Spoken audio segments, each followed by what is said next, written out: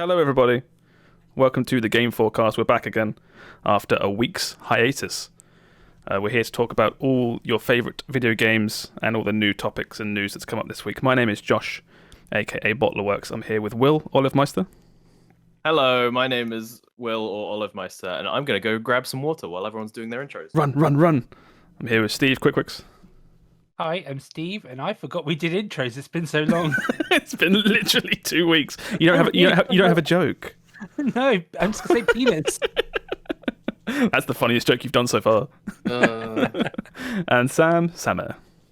Hello, I'm Sam, and I'm convinced Will went to get a drink so he would dodge Steve's joke. Yeah, that's not a bad idea. I had to think about that. I'll start intros and just run away and let you all talk for a bit. I was talking to Steve briefly a minute ago about this cursed AI picture that's on the screen right now. Sorry for anyone that's listening and can't see this, but it is a visual treat. Did you say you made this one, Steve? Yeah, it was like people talk about Todd Howard telling lies, and I was like, well, anything better than that is Todd Howard in a maid dress. So yeah. So if you're wondering what this is, there's an online like AI program. It's called DALL-E. I think that's the name of it. DALL space E.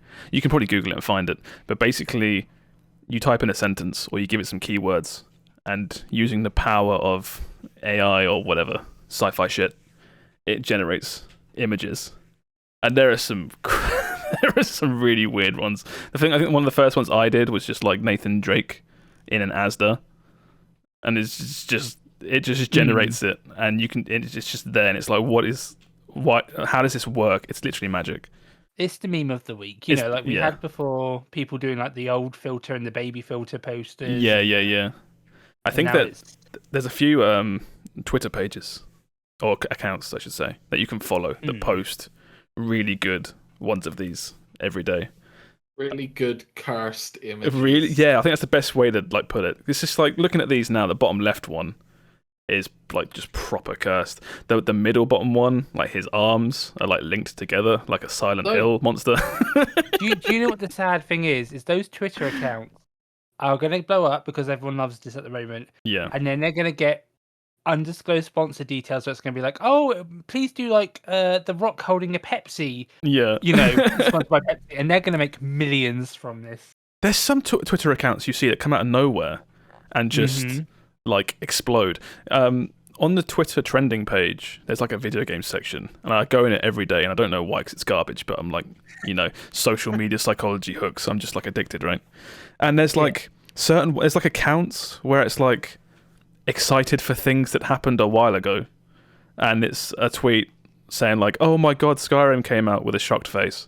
And it's legit got like 10,000 likes, and you go on the page, and that's the like third tweet, and it's like, what is going on here? This is so bizarre. Twitter is weird, man. It's all bots just talking to each other. It literally is. Yeah. Can't convince me otherwise. We were talking about it as well the other day, and there's people that like game the system like for their own. Yeah. There's just like men and women half naked being like, I love anime, let's watch anime, and it's just like 10,000 likes in the anime trending. It's like, I'm not here for this. I'm here to see Naruto. Yeah. But anyway, I'm going way off topic. How are you all doing? You had a good week? Yeah, I'm good. I haven't been on Twitter once. That's a good week. Except for I think it was Friday where it was hot, then it was hell on earth. But it's still hot. We had thunderstorms last night though. That was cool. It's nice and comfortable. Yeah. I closed the door. It was so cold. No, it's still hot here. I don't know why. I still feel uncomfortable. But anyway, I hope you've all played lots of games. Yeah. You've got lots of good stuff to talk about. We're going to start with. I'm going to say this person first, because every time I look at what he's playing something not weird, but something different, and it's you, Will. You. Huh? Every time I look at what you're playing on Discord, it's something new and different. So what have you been playing? Wow, you've really set me up for failure here. I've played so I wasn't in the mood for anything like actiony, so I decided to check out, as it's been on Game Pass and it's been on my list of things to try for a while. I played Hard Space Shipbreaker. which I was expecting is Oblivion. like a sim. It's weird to call it a sim game when it's in space and you're dealing with spaceships, but it's sort of in that, like in the year 2452, this will be a sim game. We'll have advanced from Euro Truck Simulator, and now it will be, carving up spaceships in space. It's a cool little like kind of puzzle, kind of sim, kind of game, where you basically just at the beginning of every shift you get presented with a ship, and then you have to figure out the most efficient way to carve it into chunks and chuck all the bits into different like hoppers. Like you want to ripple the crew stuff out, like seats and consoles and things. That sounds satisfying. I'm getting like mad Satisfactory vibes from these images. It is kind of. It's got that it's the same kind of like, oh, company bad like style, where the game starts and it's like, do you want to get a job at this place? And you're like, you have to like, thumbprint. Do I have a choice? Kind of. It's like you're broke and you need a job, so you get a job here, and then the screen pops up with all these charges that are like, equipment rental, shuttle to space, all that kind of stuff. Yeah. And so you're immediately like $1.4 billion in debt or something the second you start.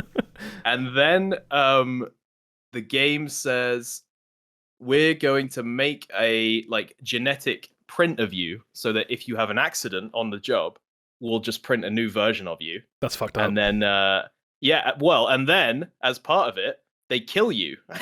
So that part of that is they kill the original, and then they charge you for killing you and printing a new version of you. So you're even more in debt. Oh, I love the moral question of just if you clone yourself and then destroy the other self, is it still you? And it's like, does that company, are you company property now? No. How did we get from like a nice, satisfying, like, oh, you're dismantling a ship into, oh, they're killing clones of you constantly and charging you for it? Yeah, it's not like front and center. It's just that's like the setup sort of thing. I'm all for putting weird existential dread shit in every single game. Just have like Animal Crossing with weird shit like that as well. And it's kind of like, and then when you die, it's kind of like it justifies like, it's not like you don't reload. They just print a new version, and it's like, all right, back to work, sort of thing. You've lost a bunch of money there because we had to print a new version of you.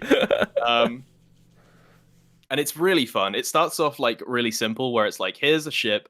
It's open to space, so there's nothing to do with pressure or anything. And you basically like, it's like, okay, metal goes in the forge. Alloys and polymers and things, they go in the processing unit, and you like go away. You've got a couple tools. You've got like a Dead Space style like line gun, which kind of slices in chunks. How are you moving stuff around? Are you inventory management, or is it like, are you are you like you have like a Half-Life 2 style gravity gun. Yeah.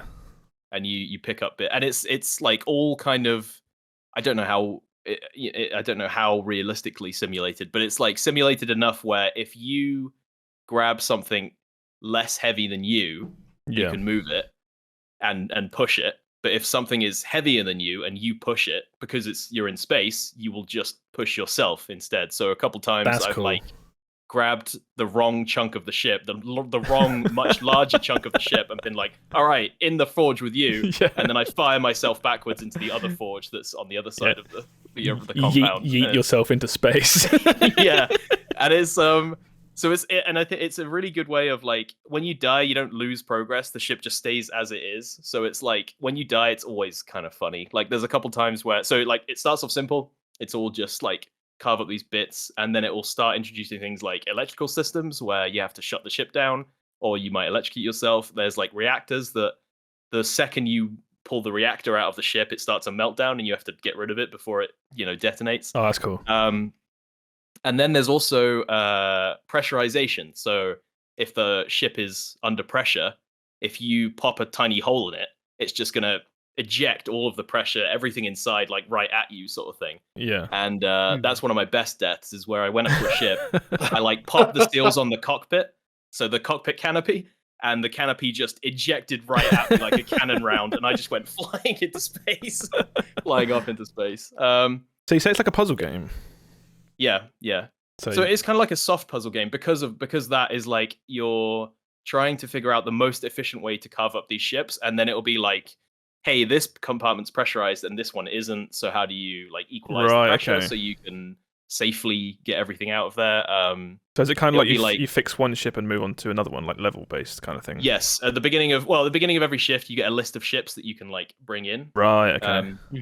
And start carving up, and then you can at any point you can be like, yeah, I'm done working on this one. Like if you blow it up and all the bits are everywhere and you can't be bothered, you're just like, yeah, whatever, I'll just start a new ship. I can't bother to clean that. Someone else will clean that up. Yeah, it's not my job to clean this shit. Yeah. It's very slow going, and I'd recommend like it's got in-game music, which is pretty good. But after like 2 or 3 ships, I was like, I'm gonna listen to a podcast and just chill out and play this, and it was really good. Listen to a podcast like such as this one, or lo-fi beats to chill / break ships too. /break ships too, yeah. It's just a really chill. It's a really fun time. The only thing I don't like about it is it has this like audio drama going on all the time about like how there's a bunch of other shipbreakers at different stations and you're all chatting to each other all the time. Well, you're not because you're a silent protagonist, and it's like, oh, you have a manager, and then there's a company man who's coming in and like making you got to be more efficient, and he's like the bad, the bad boss, dumb boss, stereotype, dumb boss, he hands you a bunch of like detonators at one point, and he's like, yeah, just blow up the ships. I don't care about safety. Just dude, just be fast, just get it done faster. And it's fine if it's happening in the background while you're working, but a whole bunch of times you'll go back to the station and then it'll be like, hey, you've got a message, and then all you can do is sit there and stare at the screen while it plays this message for you. And it's like some of them are like 3 or 4 minutes long, and every time I'm just like, all right, time to tab out, let me open Reddit a sec. Forced audio logs. Because it's this really weird dynamic where I'm really enjoying taking apart I love sorting all my little bits into bins and like stuff like that. Like, oh, that's a good seat, I get some money for that. And then every time you're talking to anyone, they're like, what a nightmare this career is. I can't believe, we got to get out of here. I've formulated this escape plan, and the boss is in, and now he's scuppering all our plan. And I'm like, I just want to carve up these ships, man. I don't care about any of this. I just want to clock in, do my work, clock out. Yeah. Really fun little game. I would recommend. If you like Sims and you like slow-paced sort of simmy stuff, then this is a sure hit. I was going to say, I always thought this, for some reason, I thought this was building ships or something, and that didn't interest me. But when you say it's taking apart ships, it's like, oh, you're not like have to be creative. It's just taking. Yeah, with a weird name like Shipbreaker, I really thought you'd be building ships. I don't know. It's hardship breaker space. I don't know. Oh yeah, hardship space breaker. That for some reason makes me like, oh, that actually could be fun. Like the idea of just like, oh, there's a it's great. They give you a whole bunch of tools. There's like later on you get tethers, so you can like what I was doing was like tethering a whole bunch of bits together, and then when I like clipped that final little bit, I could be like, all right, and off you go, and then it would like drag this whole chain of components off of the ship into the right bin, and it's like, oh, that's satisfying. And then at the end, when you've stripped everything away, and it's just this like massive ship chassis left in front of you that you've removed everything off of, and then you like slowly pitch it into this furnace, and you watch it melt like Terminator style. Thumbs up. Yeah, thumbs up. Ooh, and you watch your money roll in as all the stuff gets melted down. You're like, ooh, yeah, that feels get terminated, fucker. Yeah. That sounds cool. I've heard you mention it a few times, but I've always figured like a name like Hard Space Shipbreaker. I've always been like, oh, that's not for me. I didn't even look at it. And I was like, yeah, it's not a great name. I feel like they could just Shipbreaker with the like. The imagery is so powerful. I don't know. I think just Shipbreaker is just a better name. Yeah.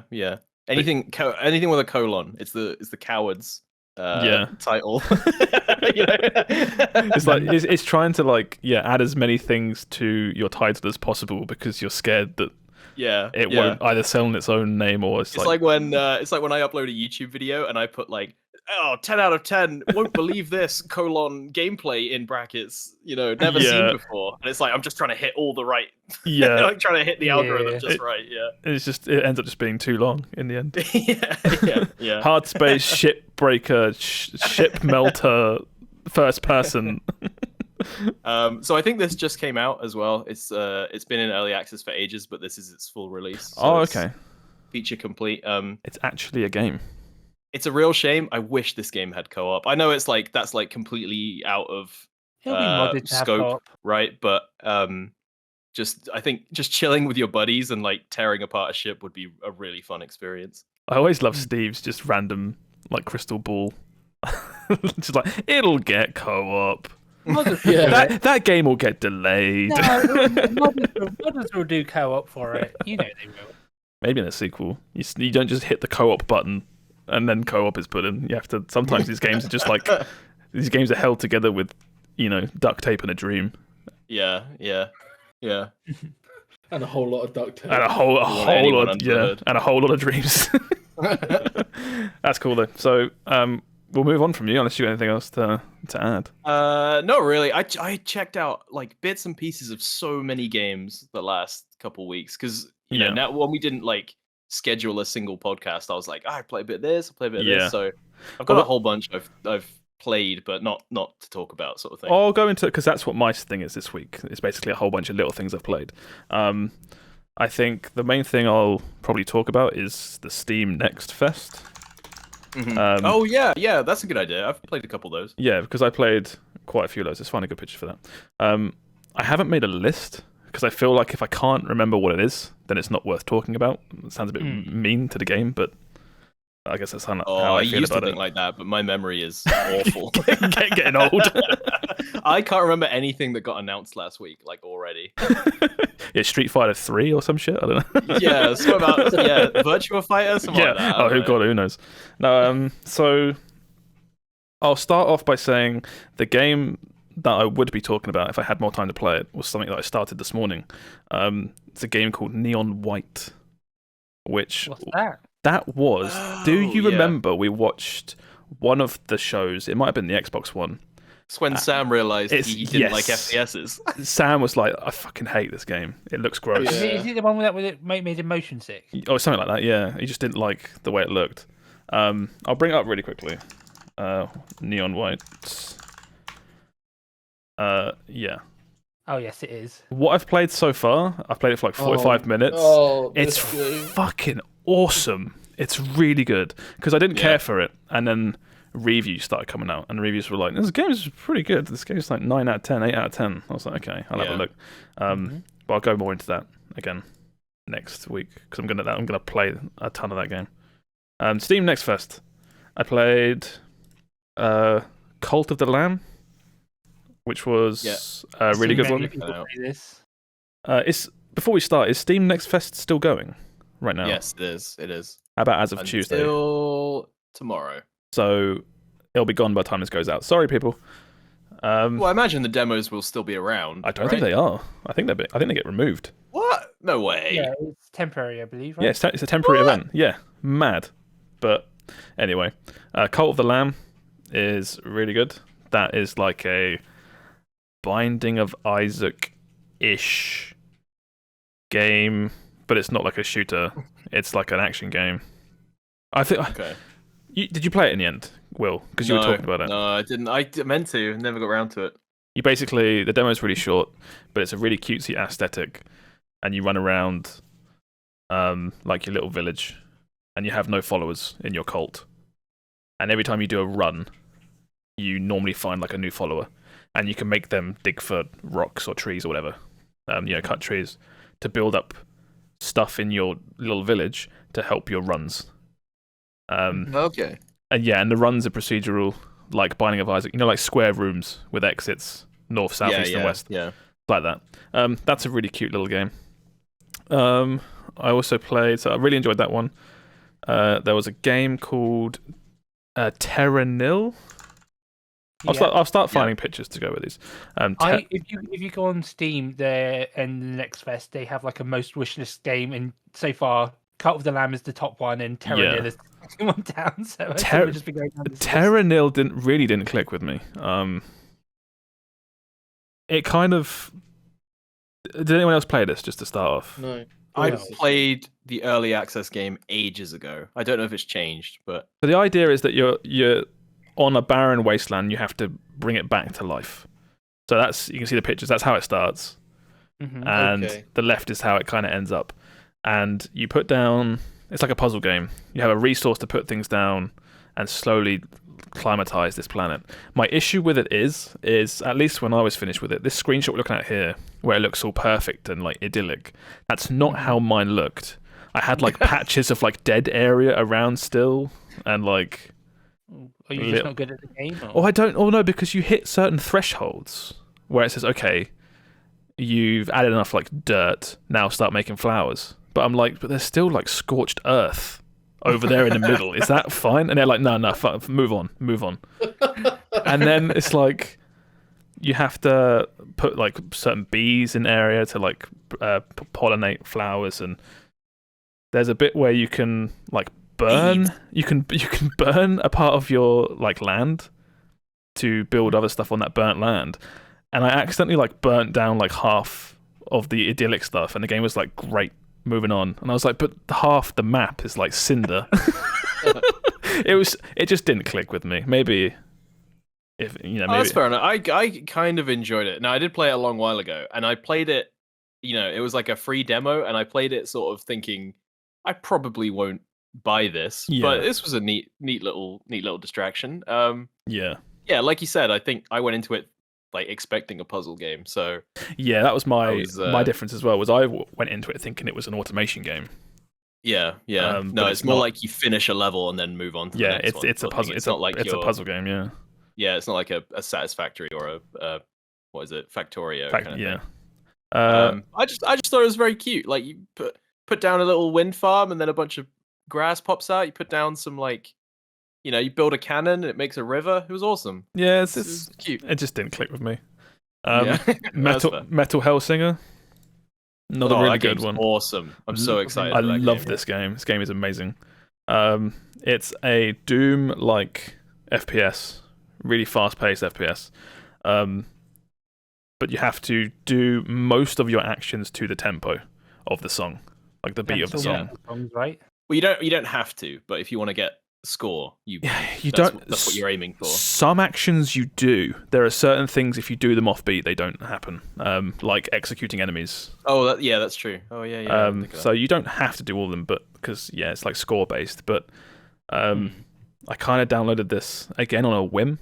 We saw the trailer for it during one of the E3 shows, or Jeff Keighley shows. And then it was only when I saw like a Reddit thread that was like, this game's pretty sick. I was like, okay, I'll have a look. And I loved it. I thought it was brilliant. I can't wait for more. I loved it. I'm worried it would be... The demo was like 10 minutes long? Something like that? If that, yeah. I worry I would like burn out of that, because it was so intense. Because it's like, in Doom, you're just kind of like, you fly around and then you explore a bit and then you fly around. This was like, no, you're just going, and if you're not in active combat, you're still trying to keep the score up with your little skull thing. Yeah. So it was like 10 minutes non-stop. This like the metal music is just like screaming in your ears, and it's awesome. But I finished that demo and I was like, fuck me, I'm exhausted. I think I think the way I think of it is it's like in Doom, I guess you would say there's a flow to Doom, but the flow changes and you kind of create the flow yourself. Yeah. Whereas in this, it's like, no, this is the flow. Do everything to this beat, like boom, boom, boom. I can approach Doom like at my pace, sort of thing. Yeah. And this is like, no, we demand that you stick to this for the next however long until the level ends, sort of thing. That was intense. I really enjoyed that though. I didn't think much of the main character either. I think it's Troy Baker, right? Or it's Matt Mercer pretending to be Troy Baker. And it's like, you see the main character is this like badass Doom knight with revolvers and a shotgun Yeah. and shit like that, and then he's like, "Well, I'm just down in hell," sort of thing. I was like, "What? Who is this?" Devil McCree. Yeah, it was really weird. So there was that one. There's a few more here. There's a game called Angerfoot. My web browser's been super laggy, so I'm just going to talk about it. Game called Really aggressively named game. Yeah, that was kind of like a Hotline Miami kind of thing. But Is this another boomer shooter? it's not a boomer shooter. It's Hotline Miami. You go through, you kick a bunch of dudes, and you die really easily, but you restart really quickly. Okay. That was kind of it for my next fest, really. Oh no, I was hoping you were going to play Potion Permit, the one game that on there that I was like, oh, I might want to play this. Have it downloaded, didn't play it, so maybe I'll come back to it. I have one I can talk about. Yeah, go for it. Which is Gloomwood, which is a old school thief style game where you are in a kind of steampunk city and you're sneaking about and robbing people basically. Yeah. And I don't know, it sort of is just thief. Yeah.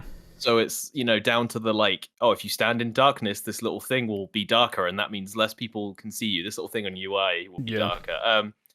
I feel like it was really promising, but the demo didn't have that it didn't have hook where I was like, oh, I gotta see more. Do you know what I mean? I played it and I was like, that's exactly what I expected. And then the demo was like, all right, thanks for playing. Make sure you pre-order. And I was like, I'm gonna wish list. I don't think I'm gonna pre-order. I said the same thing with the Cult of the Lamb demo, where it was getting into it, and I was like, I felt like I could see an end point in 20 minutes time. I was like, okay, yeah, let's do this, and then it just ended, and I was like, no, I'm not quite. I know, it's a demo. It ends when it ends, but I was like, why don't you just do a little bit more?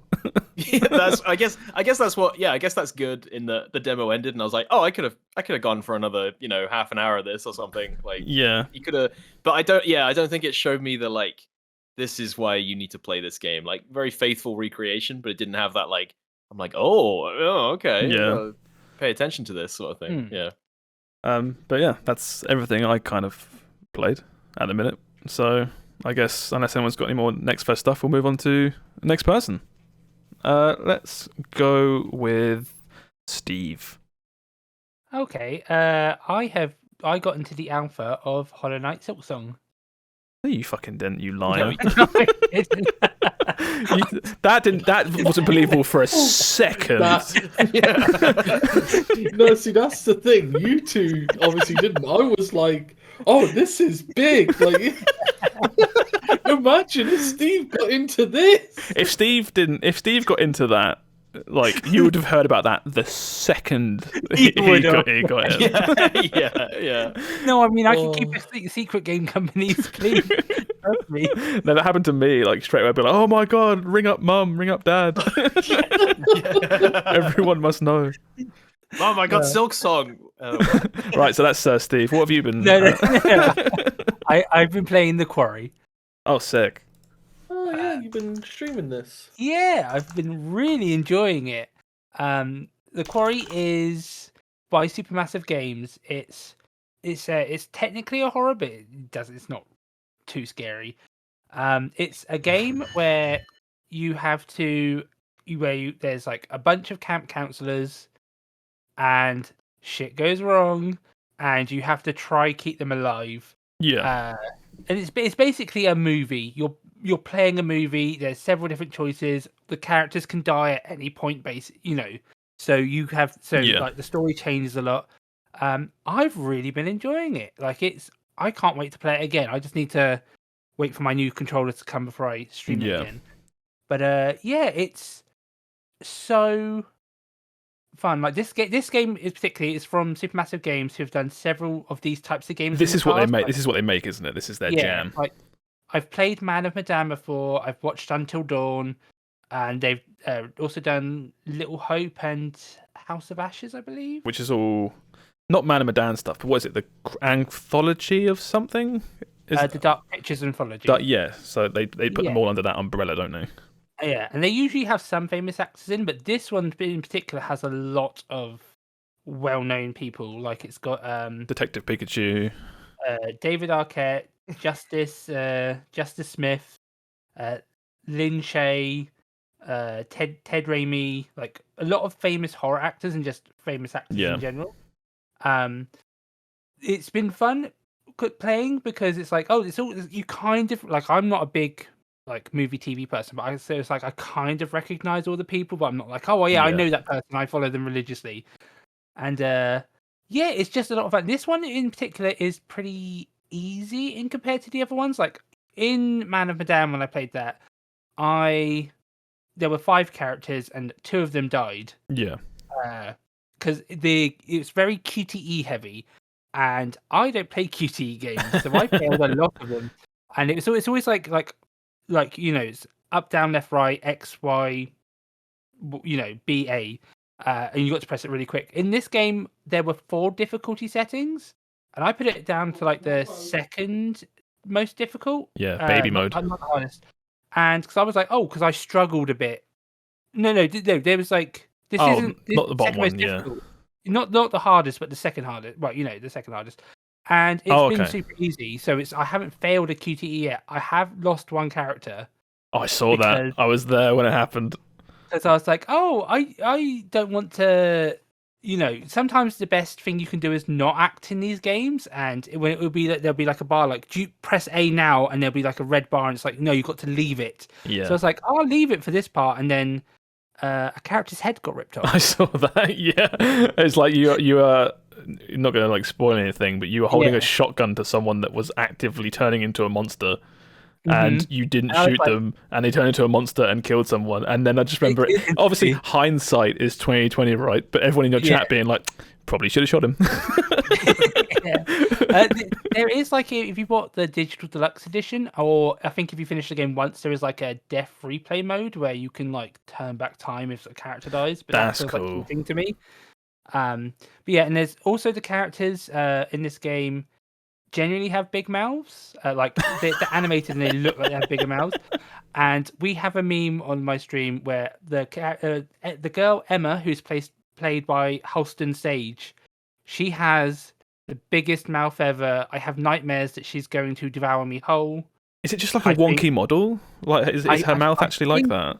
I think it is the model. Like all the characters' mouths are slightly bigger, but her mouth is pretty. That's so bizarre. Because I've only seen a handful of your streams for like a really short amount of time.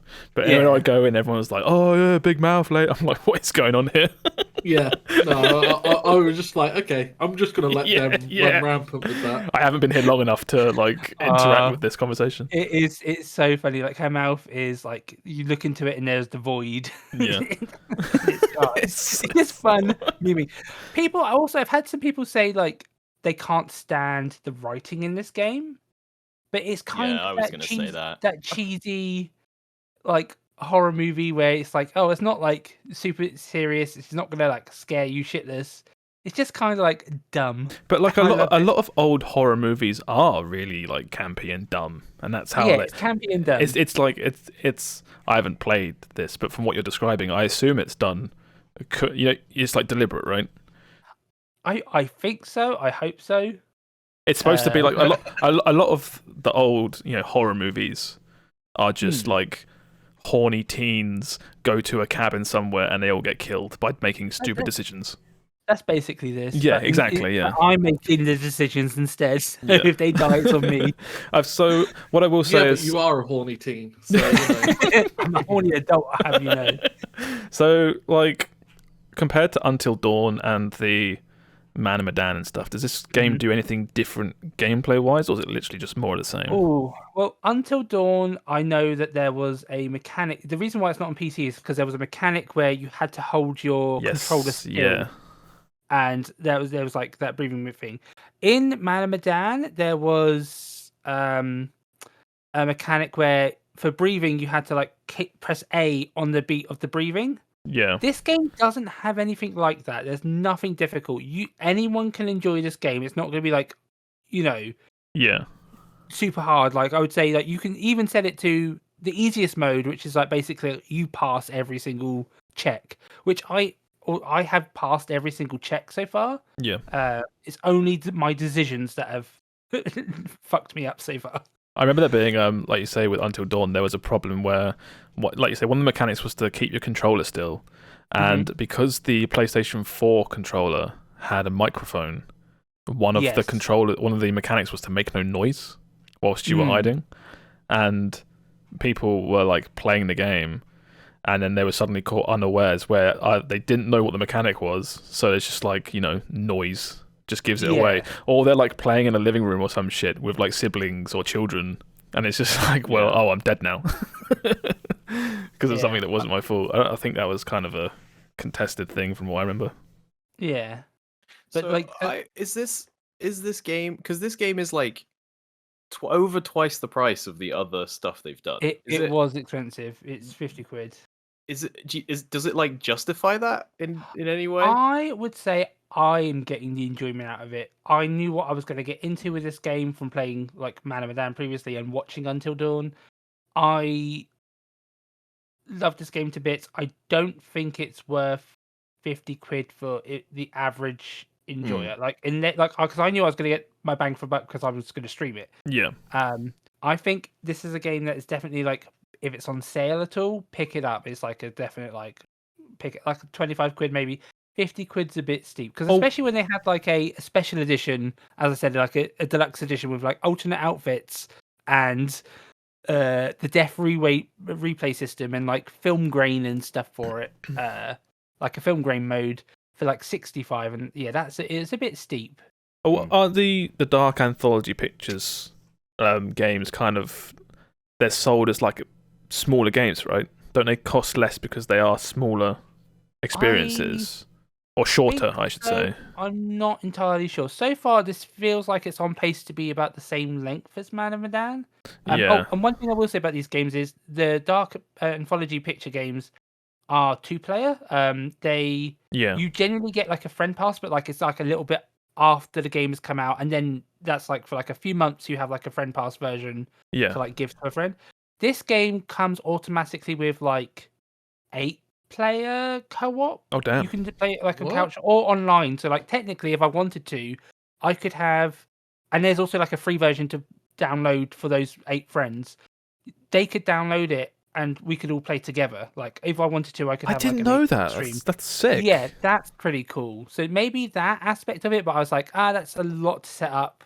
And also, this is more of a my PC thing, but my PC, I think, is playing up slightly. So sometimes when every time a new cutscene starts, it will freeze for a second and then catch up, and that's annoying. I saw in one of your streams you had like a GPU issue or something. Yeah. So. That was also like they had updated the game and I had to like verify the files. But there's been slight issues, but I think that's just my PC's old and I need someone to come and sponsor me if anyone's out there listening. Oh, lucky for you, Steve. Cryptocurrency is currently somewhat crashing, so you might be able to get a GPU soon.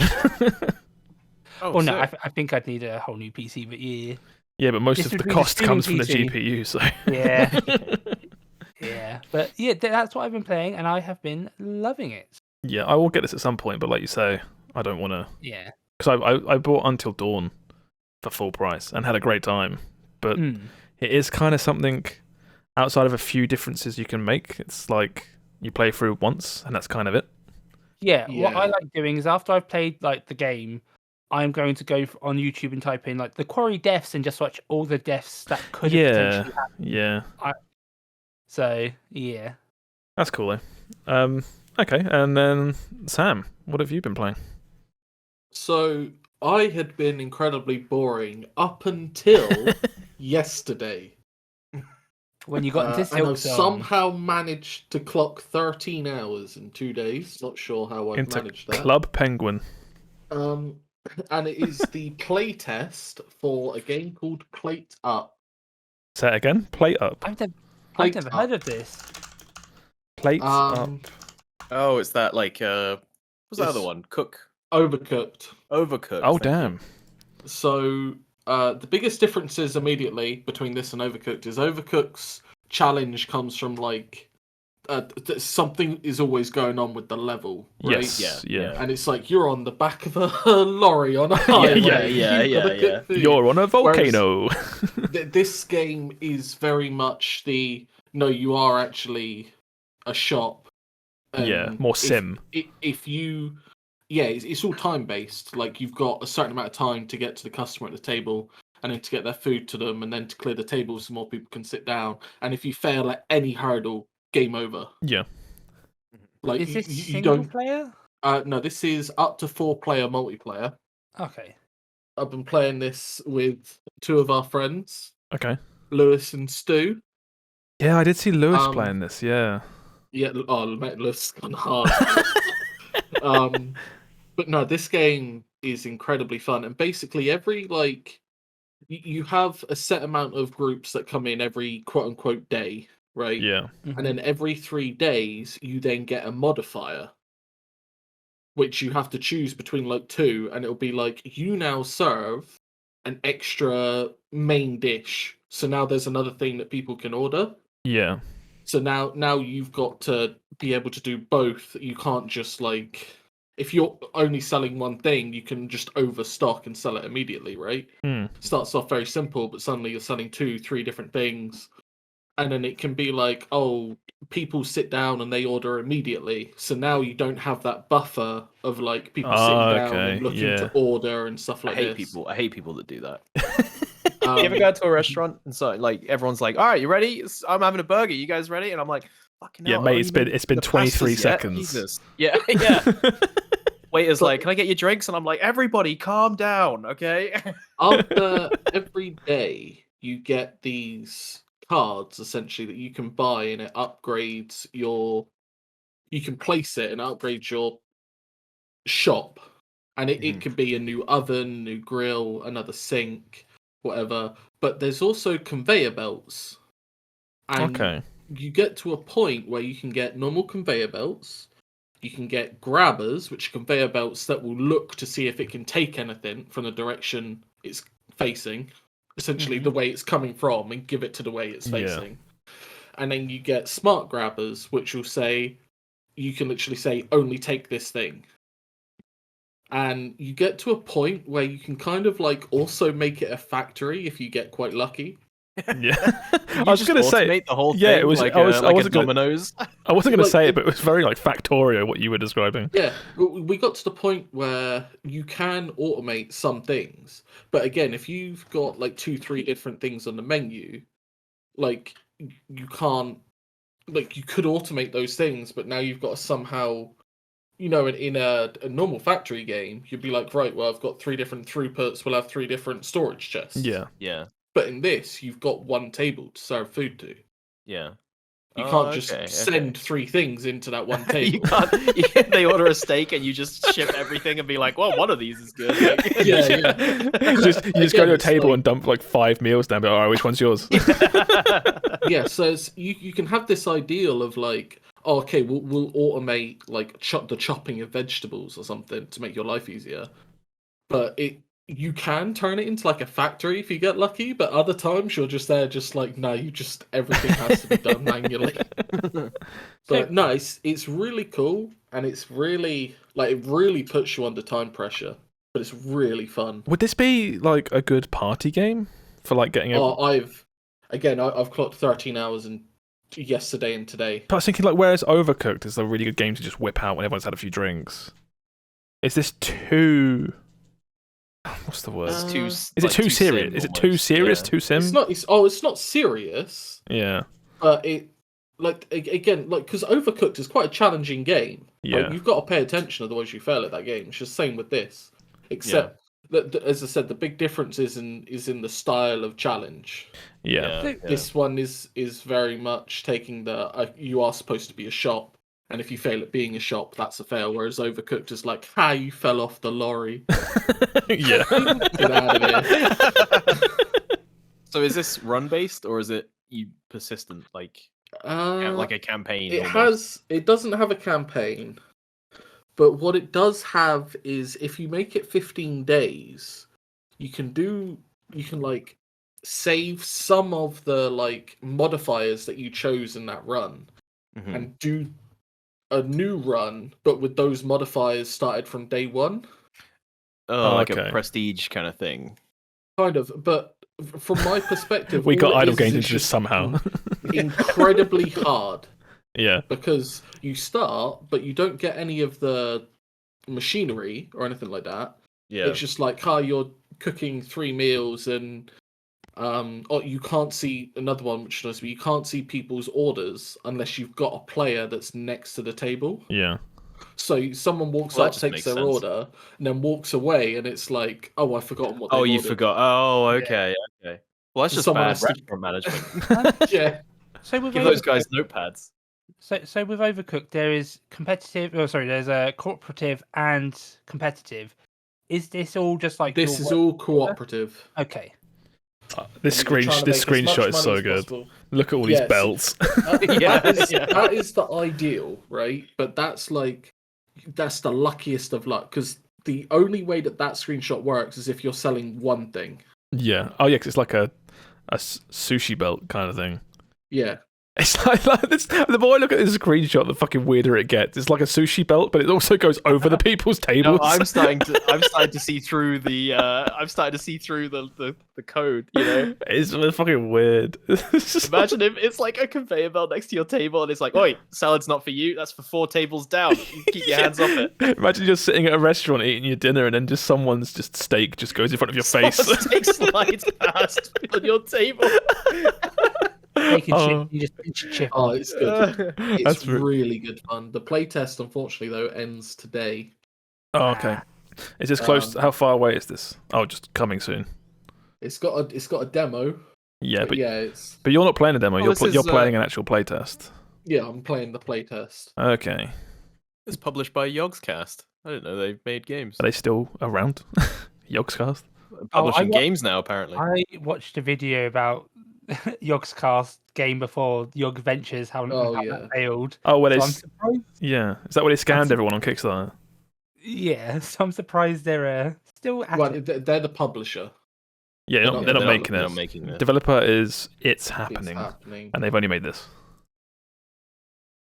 That's cool. No, eh? Sounds cool. This is a very neat. Oh man, like if I didn't have to go to bed early tonight, I'd be playing it straight away. if I didn't have to be here. So Cool stuff. I'll keep an eye on that when that's coming soon. So whenever it is, it comes out. 'Cause it sounds like a fun little party game. yeah, considering like I don't know if this is their like play test for an alpha or a beta. It's quite polished.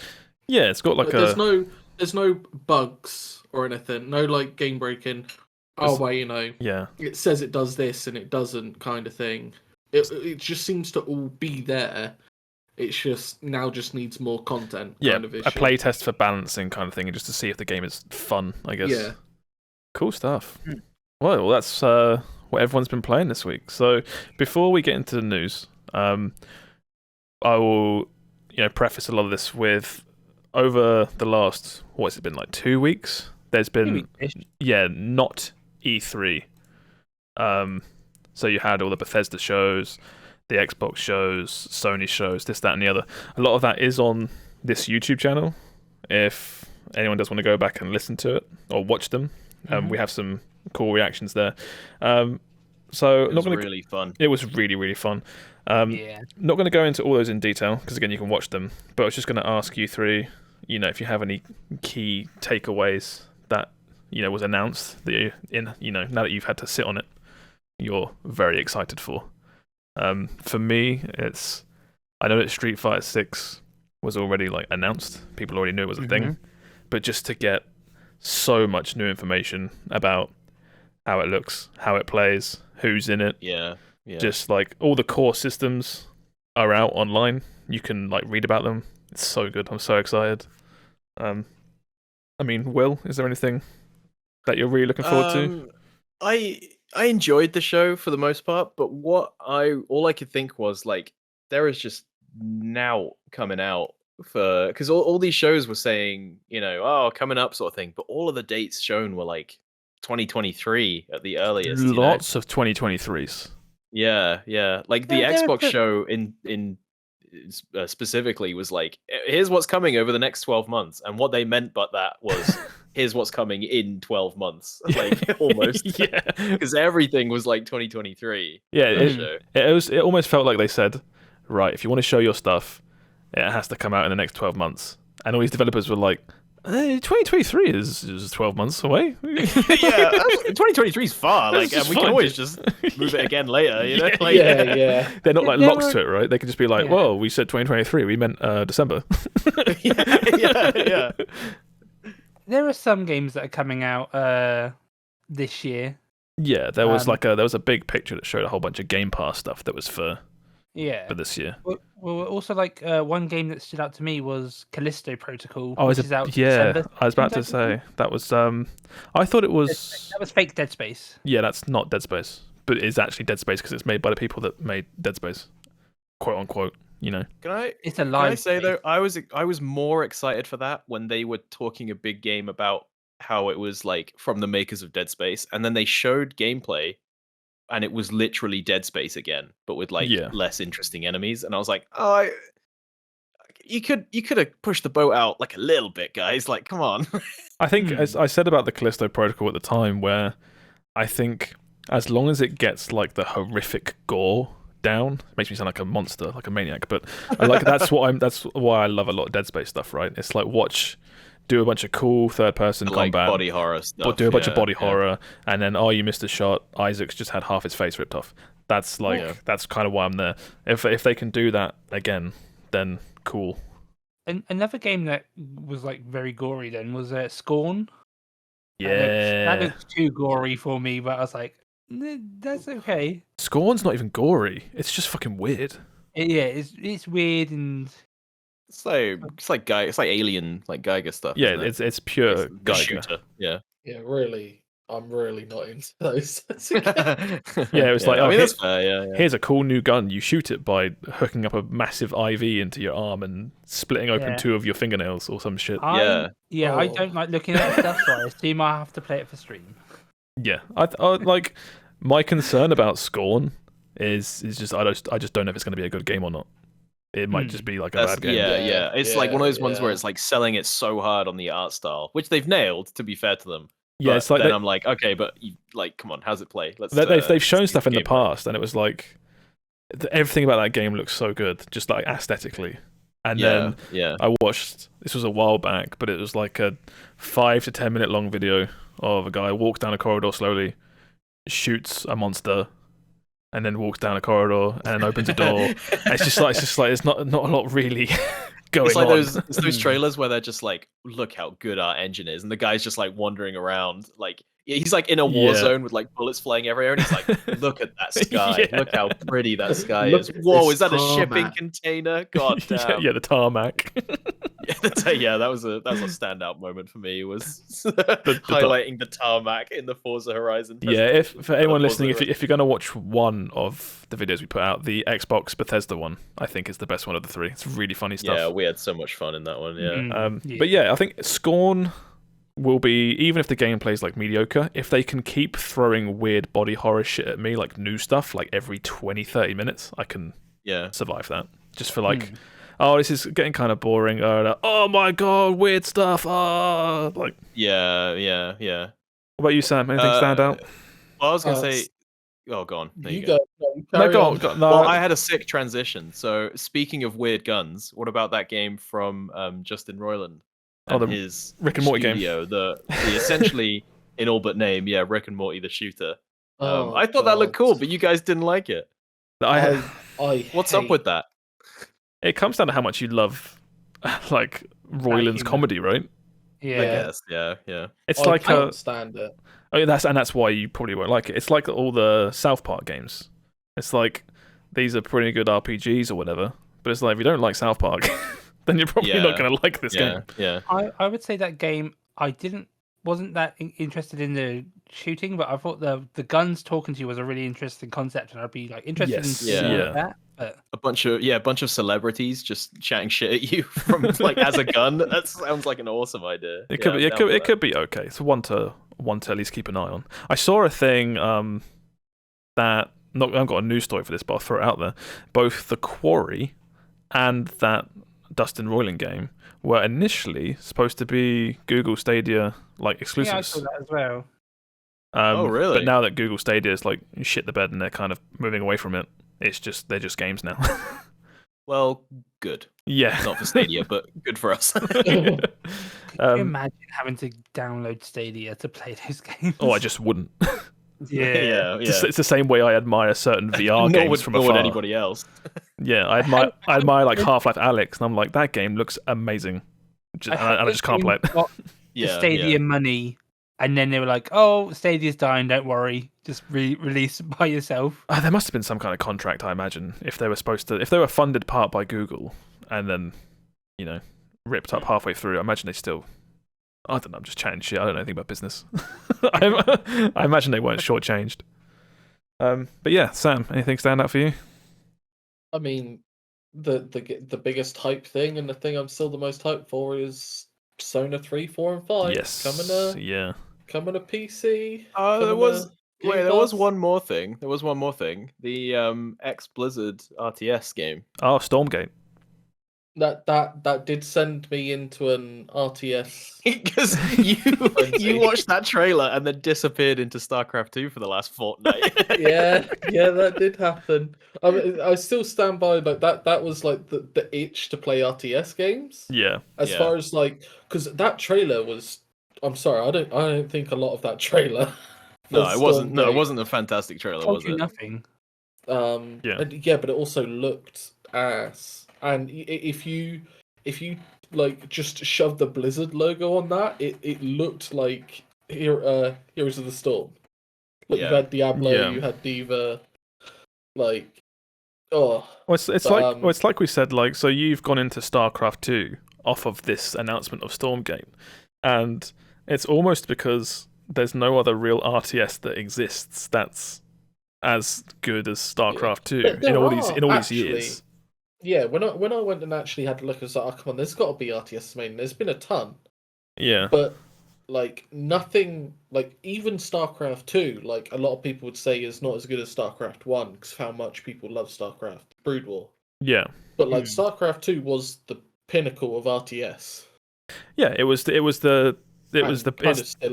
still is the best, like, micro/macro heavy RTS that exists, in my opinion. There are other RTSs that take obviously a much more macro view of like resources and base building and stuff, but nothing really that I've seen scratches the same itch of StarCraft, where it's like moment to moment, really tight engagements, but also make sure you manage your base and blah blah blah blah. Yeah. And it's the efficiency of both. Yeah, and it's like I said this on Will's stream, I think, where this game has to just be Stormgate. I mean, this game has to just be competent enough, and then it will just take StarCraft 2's spot because there is no one else is making anything else. Mm-hmm. I don't know, because at this point, the people still playing StarCraft 2 are not going to shift to some, upstart just because it's the new RTS thing. They might, I they'll think pick they it will. out, but they won't go back. I think they will. It's like a new RTS upstart that's heavily advertised as from the people of StarCraft 2. It almost feels like it exists to try and drag these people to the next project. Yeah, but it was like all the same with all the WoW killers and stuff back in the day. There are still people playing Brood War. Like, you think these people are going to jump ship? I won't drain the game. Good enough, but yeah. It's just got to be big. It's got to be good enough just to scoop that small market, because it is a small market at this point. RTS, I think. Yeah. Do you not think RTS though has gone the way of the arena shooter, where it's like that people have found their game and they're we're not getting any new arena shooter fans, sort of thing. Yeah, it's like one of those things where so everyone's screaming like, yeah, bring back RTS, and they bring it back and just no one plays it. And then no one plays it. Yeah. Yeah, and it's just like the same, what the whole like Morbius, bring back Morbius, and then no one sees it. And nobody went to see it. Yeah, exactly. Yeah. Finally, a new RTS, and then just don't play it. I love all the memes of now. It's like, no, Sony, bring it back. We'll go this time. We were just busy last weekend. Yeah, I saw that. You just need to do things that compel new players to like jump in. It's like it's the same thing with Street Fighter 6 that they're finally doing, is that they released Street Fighter 5 with no single player component basically, and just 1v1 multiplayer. And it didn't expand the fan base because it's a game made for veterans, right? Yeah. So the analogy I'm trying to make is that if Stormgate has like a proper good campaign and like an engaging tutorial and stuff to like bring in new players, then it might take off quite big, I think. Yeah. I hope it does. I'm sick of these studios recently that just pop up and go like, "Oh, we're the guys that made X and we're making a new one," and then they just make that again. Yeah. And it's like, yeah, but you did that, It's like, yeah. The one I always think of is Ukulele, where it's like, we're making Banjo-Kazooie again, and it's like, cool, and then it comes out and it's literally just Banjo-Kazooie again. You're no, it was bad Banjo-Kazooie. Oh, was it? Yeah. I've got no problem with old devs bringing back like old dead games and genres as long as they're good. The problem is it's just the whole Ukulele was we're bringing back Banjo-Kazooie, and then they made it bad. And then Back for Blood, like, oh, we're bringing back Left 4 Dead, but it was bad Left 4 Dead. Didn't they also do something similar with Mega Man as well? Keiji Inafune making Mighty Number 9. Oh, we're bringing back Mega Man, and it's just a shit Mega Man. but it's like those studios prop up, and it's like the understanding is we're gonna make Dead Space, but not chained to the will of a big publisher. We're gonna do it, our way. Yeah. And then it turns out they just want to make another. Like, although they have new ideas, but there was a reason a publisher said no, don't do that back in the day because they have bad ideas or something. Yeah, I don't know. I get what you mean. I get what you mean, but I'm on the other side of the conversation. Maybe I'm too jaded. I like these older properties coming back. It's just because I know Dead Space is getting a remake, but it's like if it's a bunch of old Dead Space devs being like, yeah, we're just making Dead Space again. I'm like, good, because no one else is doing it. I guess. Yeah, I guess. EA won't touch it. It's like old StarCraft devs bringing back Stormgate. Like, yeah, we want to make a new StarCraft game. Good, because Blizzard aren't touching it. It's like I don't know. That's my opinion on it. But like, what's the it's either made or they just don't make it, I guess. I guess. But then maybe there hasn't been a new RTS for a reason or something. Oh yeah, I strongly believe that Blizzard don't make StarCraft because, like you say, there's not enough money there for them to devote time to it. They could be making Diablo Immortal instead and making $24 million in 2 days. Yeah. Yeah. Which didn't happen, did it? That happened, yeah, that's real. Yeah, I saw that headline too. I'm sorry. Speaking of, though, here's my other transition. Oh, sick. I'm really excited for Diablo 4. What a sick transition. Of games just done again. But I was like, because we've had CG trailers and they showed they were like, here's kind of what we want the game to look like. And then they showed this and it's like, I tried not to get excited, and then they were like, we're doing open world and there's gonna be like factions and stuff, and I was like, that could be really cool. Yeah. That could be really cool. And I hate that I could have if it came out and it looked like ass, I could have wiped my hands of it and been like patting myself on the back about not supporting Blizzard. But here I am, Diablo 4 looks really cool. I want to play it. I was excited because I thought it was going to be on Game Pass, but it's not. It's like is it not? No. So there was an image they put out showing all their like upcoming content for 2022 and 2023. This is like Xbox, Bethesda, Activision generally, and a whole bunch of games had Game Pass, and the ones that stood out that didn't have any Game Pass was Diablo 4, Overwatch 2, and Callisto Project. Well, Overwatch 2 is going to be free to play, so. Oh yeah, but like the PvE, no one knows. Also on Game Pass. It's the whole thing was a bit weird, but I guess the Blizzard games are still going to be premium for a while. I guess. Well, I did see a story somewhere saying that they want all of Activision Blizzard's games on Game Pass at some point. They're going to try to do it. So. They might still do it, but at the moment they are currently not. I was going to say maybe they just cannot say anything about that until this deal goes through. So this is the image for people that are watching. So coming to Xbox PC over the next 12 months, 2022, 2023. A whole bunch of these games, if I zoom in on Sea of Thieves, has Game Pass above it. And Diablo 4 doesn't, right? Diablo 4 does not. The Callisto Project at the bottom does not. Like Resident Evil 4 is coming to PC and Xbox, but obviously it's not Game Pass. Oh, that's weird. So there's stuff here that I knew wouldn't be Game Pass, like Resi 4 was not going to be Game Pass, but it's ones that I thought were like Diablo and stuff like that. I was like, oh, Well, the Blizzard stuff would be for sure, exactly. yeah. That's what I thought. But then here's Diablo 4. They might just be trying to sort it out. Yeah, they might still be trying to. Because technically, Microsoft haven't finished the purchase of Blizzard yet. So Yeah. So maybe they just cannot say anything about that yet. Well, Maybe. Yeah. What about? Should we talk about Starfield? What do y'all think of Starfield? Oh, I feel like Starfield's a bit more involved of a conversation because that's like there's so much around Starfield right now. There's so much around Starfield. There's nothing in it though. Yeah. Whee, there it is. See you next week, everybody. Yeah, goodbye all. That game is going to be empty. Yeah. Utterly empty. So, It's just ever since it's come out, ever since the news come out about it, it's just an article about why they're not doing that. Like there was an article about how Todd Howard said they didn't think players would want to actually land on planets, so it's just going to be a loading screen transition from space to planets. You and it's dense motherfucker. Yeah, I was talking to someone about it, and they said what's that? The Eve game. Eve. No, the spin-off, the one where you can literally land on planets, fly off. Microsoft XL. No, it's Elite Dangerous. Is it Elite Dangerous? I'm not sure. I think it is. Yeah. No Man's Sky. There was a game where Kerbal Space Program. I think it was Elite Dangerous. Shut up. Star Wars. Well, basically all they showed was you going from a planet into space, and that got like kickstarted like millions. Yeah. So and he was like, Star Citizen. Star Citizen. That was it. Star Citizen. Right. The Eve spin-off. I don't know.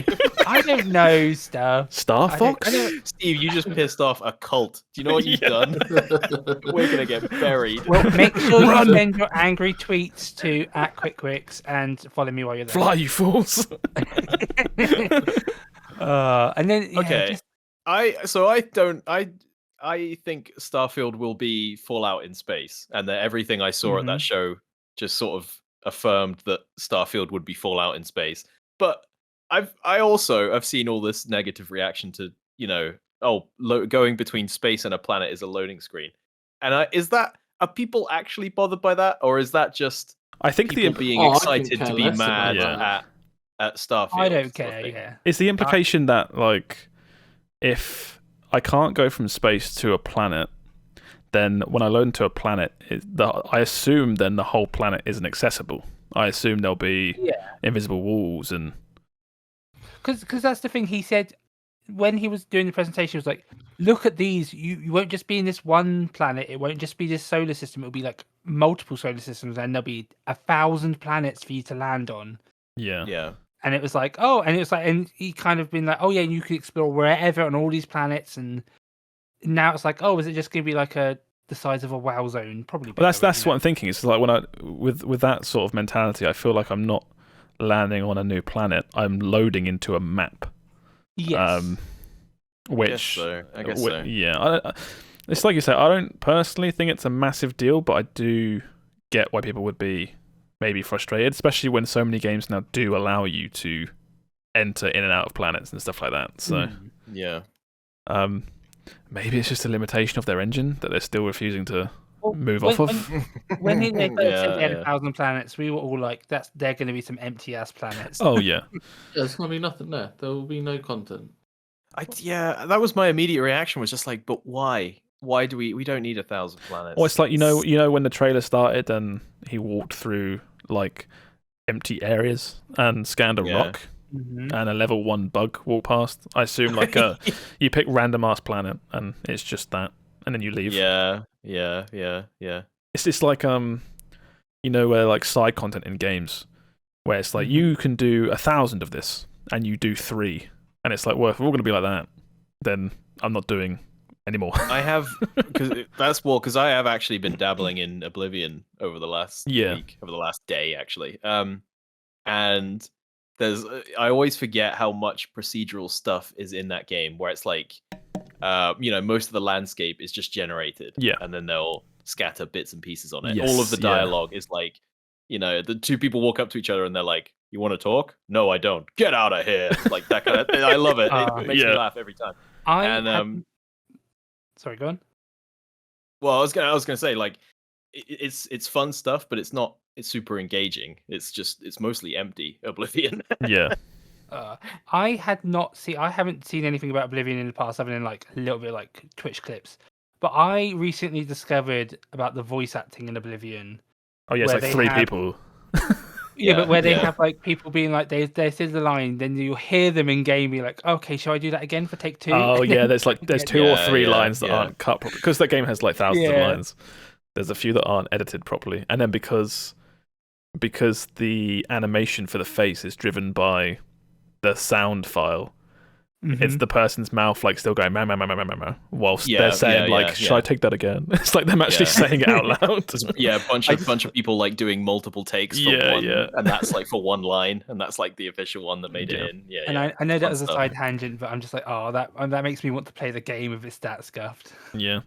I think Oblivion's really fun. Still like well, it's a lot more high fantasy compared to Skyrim, right? Skyrim's very like, I don't know the word, like Viking kind of stuff, I guess. Grim fantasy. Grim fantasy. Whereas Oblivion is like fucking high elves with pointy ears and really, really saturated greens. But I think I am excited. Despite all that, I am excited for Starfield, because like a Bethesda RPG is still a big deal, you know. Warts and all, I think it's still going to be a fun time. My biggest takeaway from what they showed was when I said they showed the gameplay, and I feel like I could have not watched any of it and still known what this game is, because they don't do anything new. You tell me it's Fallout, but instead of Wasteland, it's sci-fi and everything's grey instead of green. Space Wasteland. Spaceland. And I'm like, cool, okay. And then the trailer is like, you get perks. I'm like, cool. You can talk to people. Cool. The way he was like, we've got super exciting perks, and the guy hovered over like plus 5% damage. With and it's like, whoa, slow down, Todd. Fuck it out. I can't even say I'm excited. I'll play it. It'll be fun. That's the most annoying thing, is I know I will buy it and play it. It'll be re-released like 14 times. But it's will it? Yeah, I feel like have people's attitude towards buggy games changed enough that like Bethesda doesn't cut it anymore, sort of thing? I hope so. I don't think it'll fly anymore. I really don't think people will be as acceptable to if you released a buggy piece of shit. Especially after Cyberpunk. Yeah, I think Cyberpunk was like the turning point where it came out after being hyped, and people were like, "What is this? This is not okay." I mean, look at Battlefield. That game died because buggy mess. Yeah. Like, at what point do you say no? Have we already reached that point? It's interesting because you don't know how it'll play out until it comes out, right? I still think that game will sell like hotcakes. It will. 100% it will. It'll be their most profitable game of all time. I'm calling it now. It's just whether or not the backlash this time is bigger. And like you say, you can't get away anymore with like, oh, it's Bethesda, haha. It's like, no, these games cost like 70 quid now. And I boot it up and I fall through the floor and my PS5 turns off for overheating. Or my Xbox 360, sorry. What the fuck? My Xbox Series X. God. I was a few generations out of date there. You know what I mean? It's just I don't. I have to wait and see. Cyberpunk was a special kind of broken though. So. Well, yeah, but this game also has the potential to be that. Oh, it does. Yeah. I mean, Cyberpunk. I think it'll fly under the radar again, like they do. Like it'll be just broken enough that we'll care, and nobody else will. Here's the thing where it could be broken, but things like Skyrim and stuff still had so much to grab you that you almost enjoyed that it was buggy. Yeah, because you had so much to do and so much you wanted to do. It was like endearingly buggy, wasn't it? Yeah. Whereas like in Cyberpunk, it felt like I was fighting against the bugs all the time. Yeah, I get what you mean. Like, it's almost like a game like Skyrim.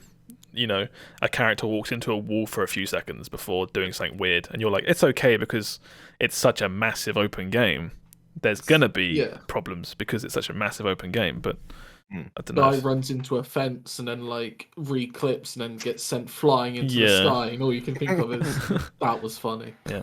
Oh, we'll move on from this. There's there are more games, Did you have anything else anyone wants to talk about quickly? I was going to say, the game that I've seen everyone get hyped about is Witchfire. Yeah, that's the weird, like, survival craft. No, that's not. No, I'm getting mixed up. That was like the shooter. What was it called? Witchfire? Witchfire, yeah. Witchfire? Yeah. Yeah, that fire. Witchfire. This game, we liked it when it was shown. It looked pretty good. Apparently, it's going to be Epic Game Store exclusive, though, which I know is going to put some people off. No, time to rage. Oh, God, you said the magic words. Everyone's going to rage. Epic Games!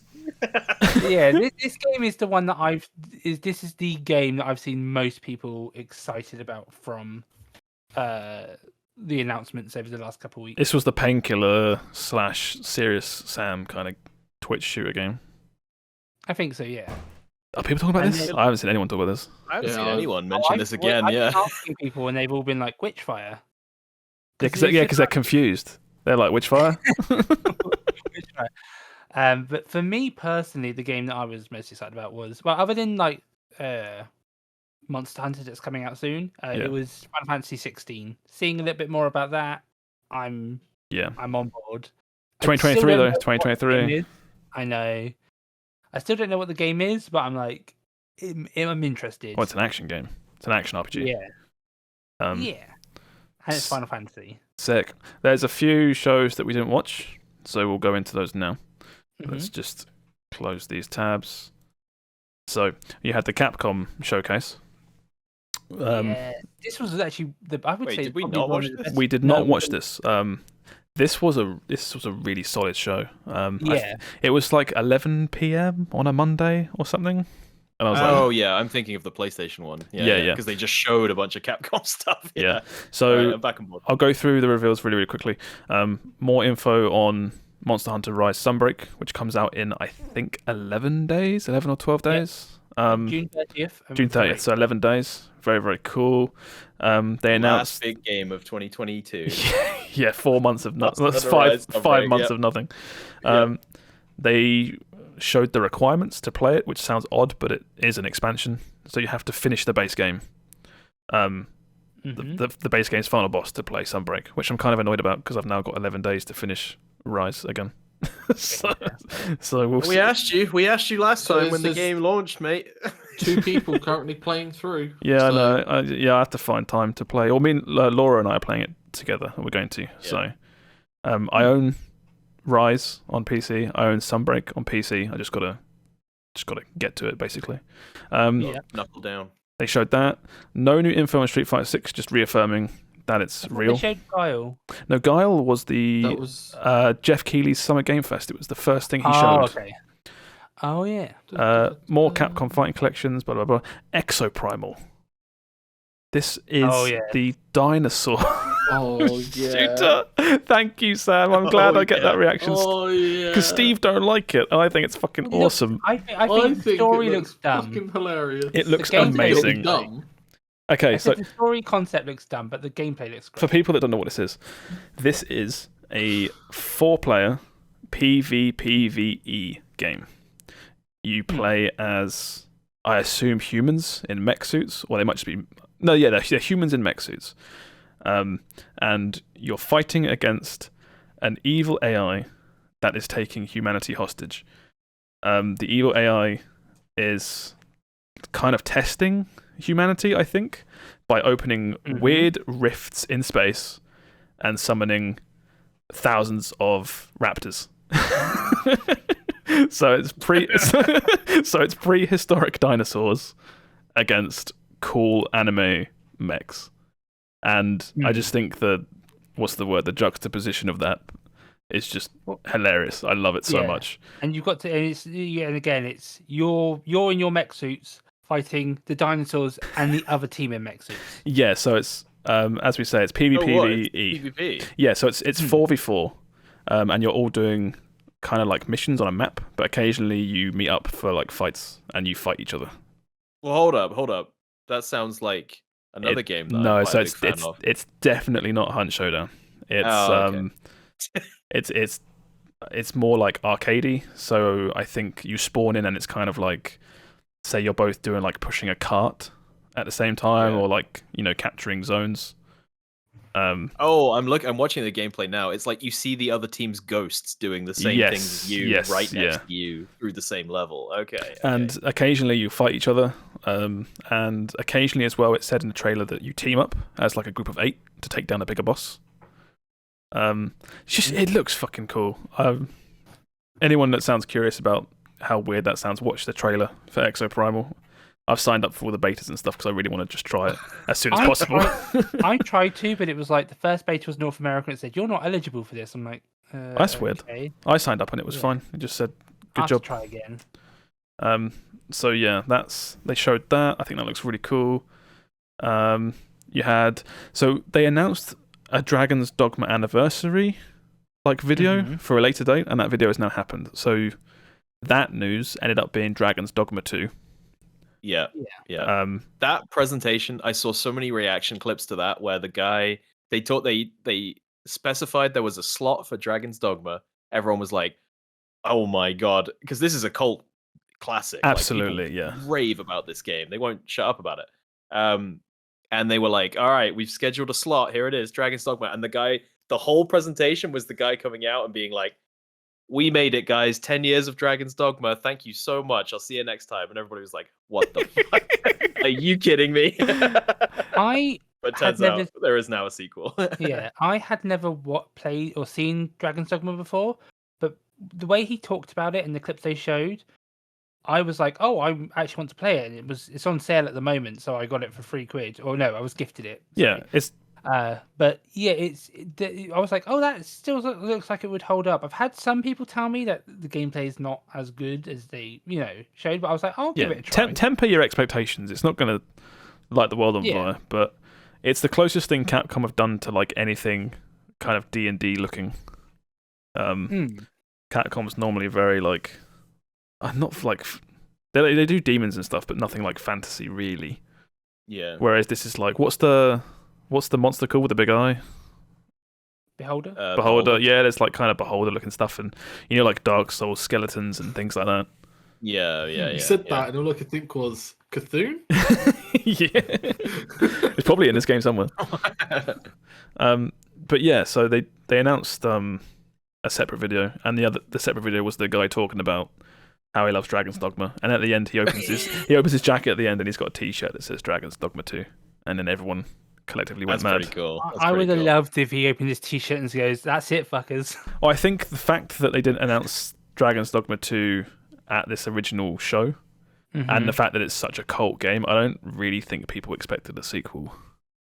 There's been like an anime, I think, or like a low-budget CG anime. People were probably expecting like a remaster or something. People were expecting a sequel. Really? At this point. I mean, yeah. Why would they headline it if they weren't going to announce something? Or because it's the 10th. Yeah, maybe it's the 10th like year anniversary. Yeah. Maybe just like, if they say it's like 10th year anniversary during the Capcom Showcase, and they say come back later for a special fan video, I would expect like merch or something really minor, not like a sequel. I would have thought you'd put the sequel in this, wouldn't you? As like a banger. But yeah, that's what I would have done. Exactly, yeah. I'm not a marketing guy at Capcom, so what do I know? So you had that. You had Resident Evil Village DLC, looking very cool. Very spoilery. If you haven't finished, extremely spoilery. Oh, was it? Okay. Yeah, it straight up spoils the ending to the game. Oh, nice. It's like, here's the deluxe version for people getting in for the first time that comes with the game and DLC. Also, here's the ending to the game.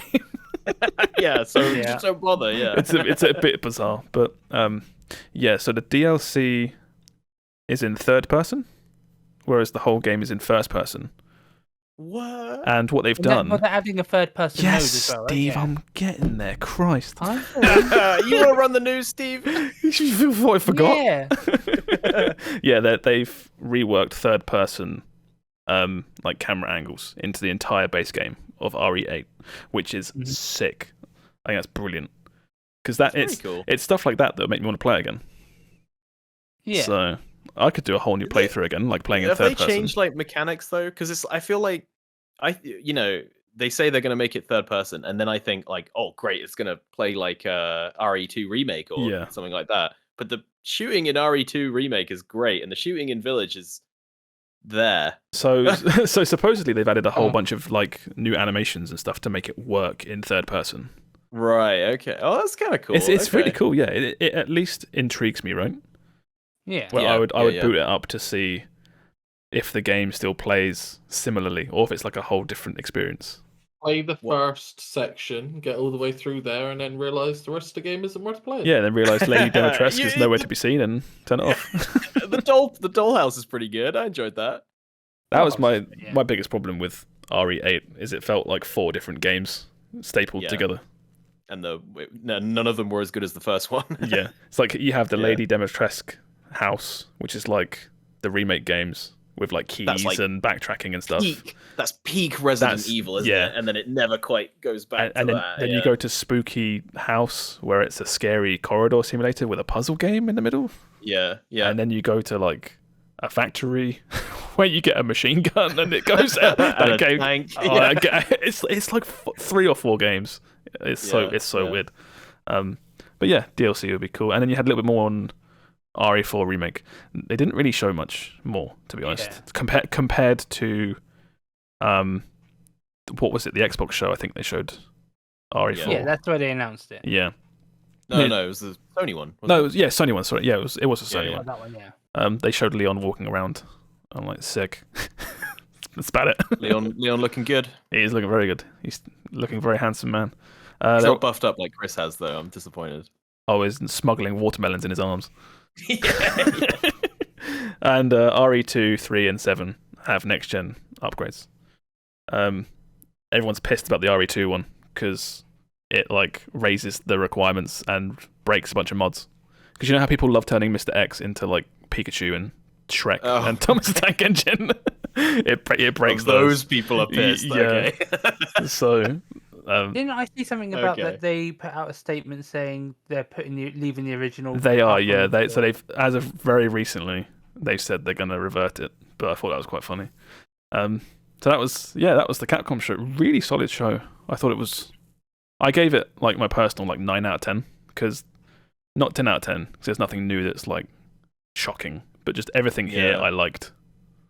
Just a big lack of just like brand new stuff. Yes, you know, I know what you mean. This one to get excited about. It's loads of stuff we already knew about, or like sequel stuff. You know. Yeah, RE4 remake is a sick reveal if it wasn't already leaked like a million times. Like Yeah, we spoke yeah. about before, where it's like, well, we know it's coming. When are they going to show it? Yeah, exactly. And then they show RE4, and it's like, oh my god, it's here. Mhm. Yeah. So that was that one. You then got Overwatch 2 had some more information, Yeah, and they they've did shown a where's roadmap. the roadmap. Lots of people are very angry about Overwatch 2. I mean, it's a When are they crap not roadmap. about It's a crap roadmap. It's a real bad roadmap. yeah. So October 4, Season 1 is 3 new heroes, 6 new maps, 30 new skins, Battle Pass, Mystic Skin, Game Mode. This is essentially the launch of Overwatch 2, as far as I'm concerned. Yeah. Yeah. After, I think it's been 2.5 years without a new Since the hero. last update. Yeah. That is piss poor. That is really bad. Well, yeah. When they first announced it, they said, "Oh, it's coming. PvE mode's coming, and we're launching 5 heroes." And now that's gone right down. It's really not good. I will say it's going free to play, so that's something, you know. That's rubbish though, because it's going to have battle passes and skins out of the fucking wazoo. It's going to make more money than ever. Yeah. It's going free to play, but everyone's already that was going to play it has already bought. Yeah, everyone owns 1, Overwatch. right? Yeah, basically, Right. yeah. And they bought it. I think they almost have to go free to play, right? Because you can't Yeah. launch a paid game with this little content. Yeah. Imagine if they said Overwatch 2 is coming out. It's a full price game. It's going to be 50, 60 quid. PvE coming later. And with this new game, you get 3 new heroes and 6 new maps. Yeah, it's replacing Overwatch 1. So if you Yes. don't buy it, you can't play it. Yeah. It's falling flat on its face. It's really sad to see, really, because I think Overwatch is such a cool IP. It's just like what were they? It's just like they carried on making content, but just arbitrarily decided to stop releasing it to save it all up for this one big, comeback tour. Yeah. And then we get 3 new heroes and 6 new maps and 30 new skins. Whoa! But it's like, so 30 new skins, right? I assume they're still doing loot boxes on top of Battle Pass. Probably. So again, that's just a shitload of monetization. Above the dates, they do have like their bullet points for like stuff that's coming. Yeah. So it's like the big thing is they're going to a seasonal model where they're new updates every 9 weeks for like balance and stuff. Cross progression, which is okay, but I don't think anyone's going to be playing Overwatch on console and PC. No. But the big thing is the PvE's been delayed till 2023. Yeah, and that is if there's any silver lining to this, to like the Overwatch 2 as a whole, is that I was somewhat excited for a PvE mode, which now is just. I was curious to see what that was. Exactly. Yeah. They've shown stuff in the past where they had like skill trees and stuff for individual heroes, and I was like, oh, that looks kind of interesting at least. And now it's just no date in 2023. That's the big takeaway of all these news stories, right? It's just undated 2023. Yeah. I still feel like we're getting screwed by COVID here. Absolutely. Blizzard more so than anything has just been screwed by COVID on combination with just internal warfare with everything that's been going on with that company. Overwatch 2 is. I got into, what was it? They gave away the alpha or something with Twitch drops. Yeah. And I got in. And I was like, oh, sick. It's just Overwatch. I think that means we'll also be in the beta as well, because I tried to look to sign up again because I was like, might as well look, and it said you're already signed up. So but I don't know. I don't know if I can be bothered.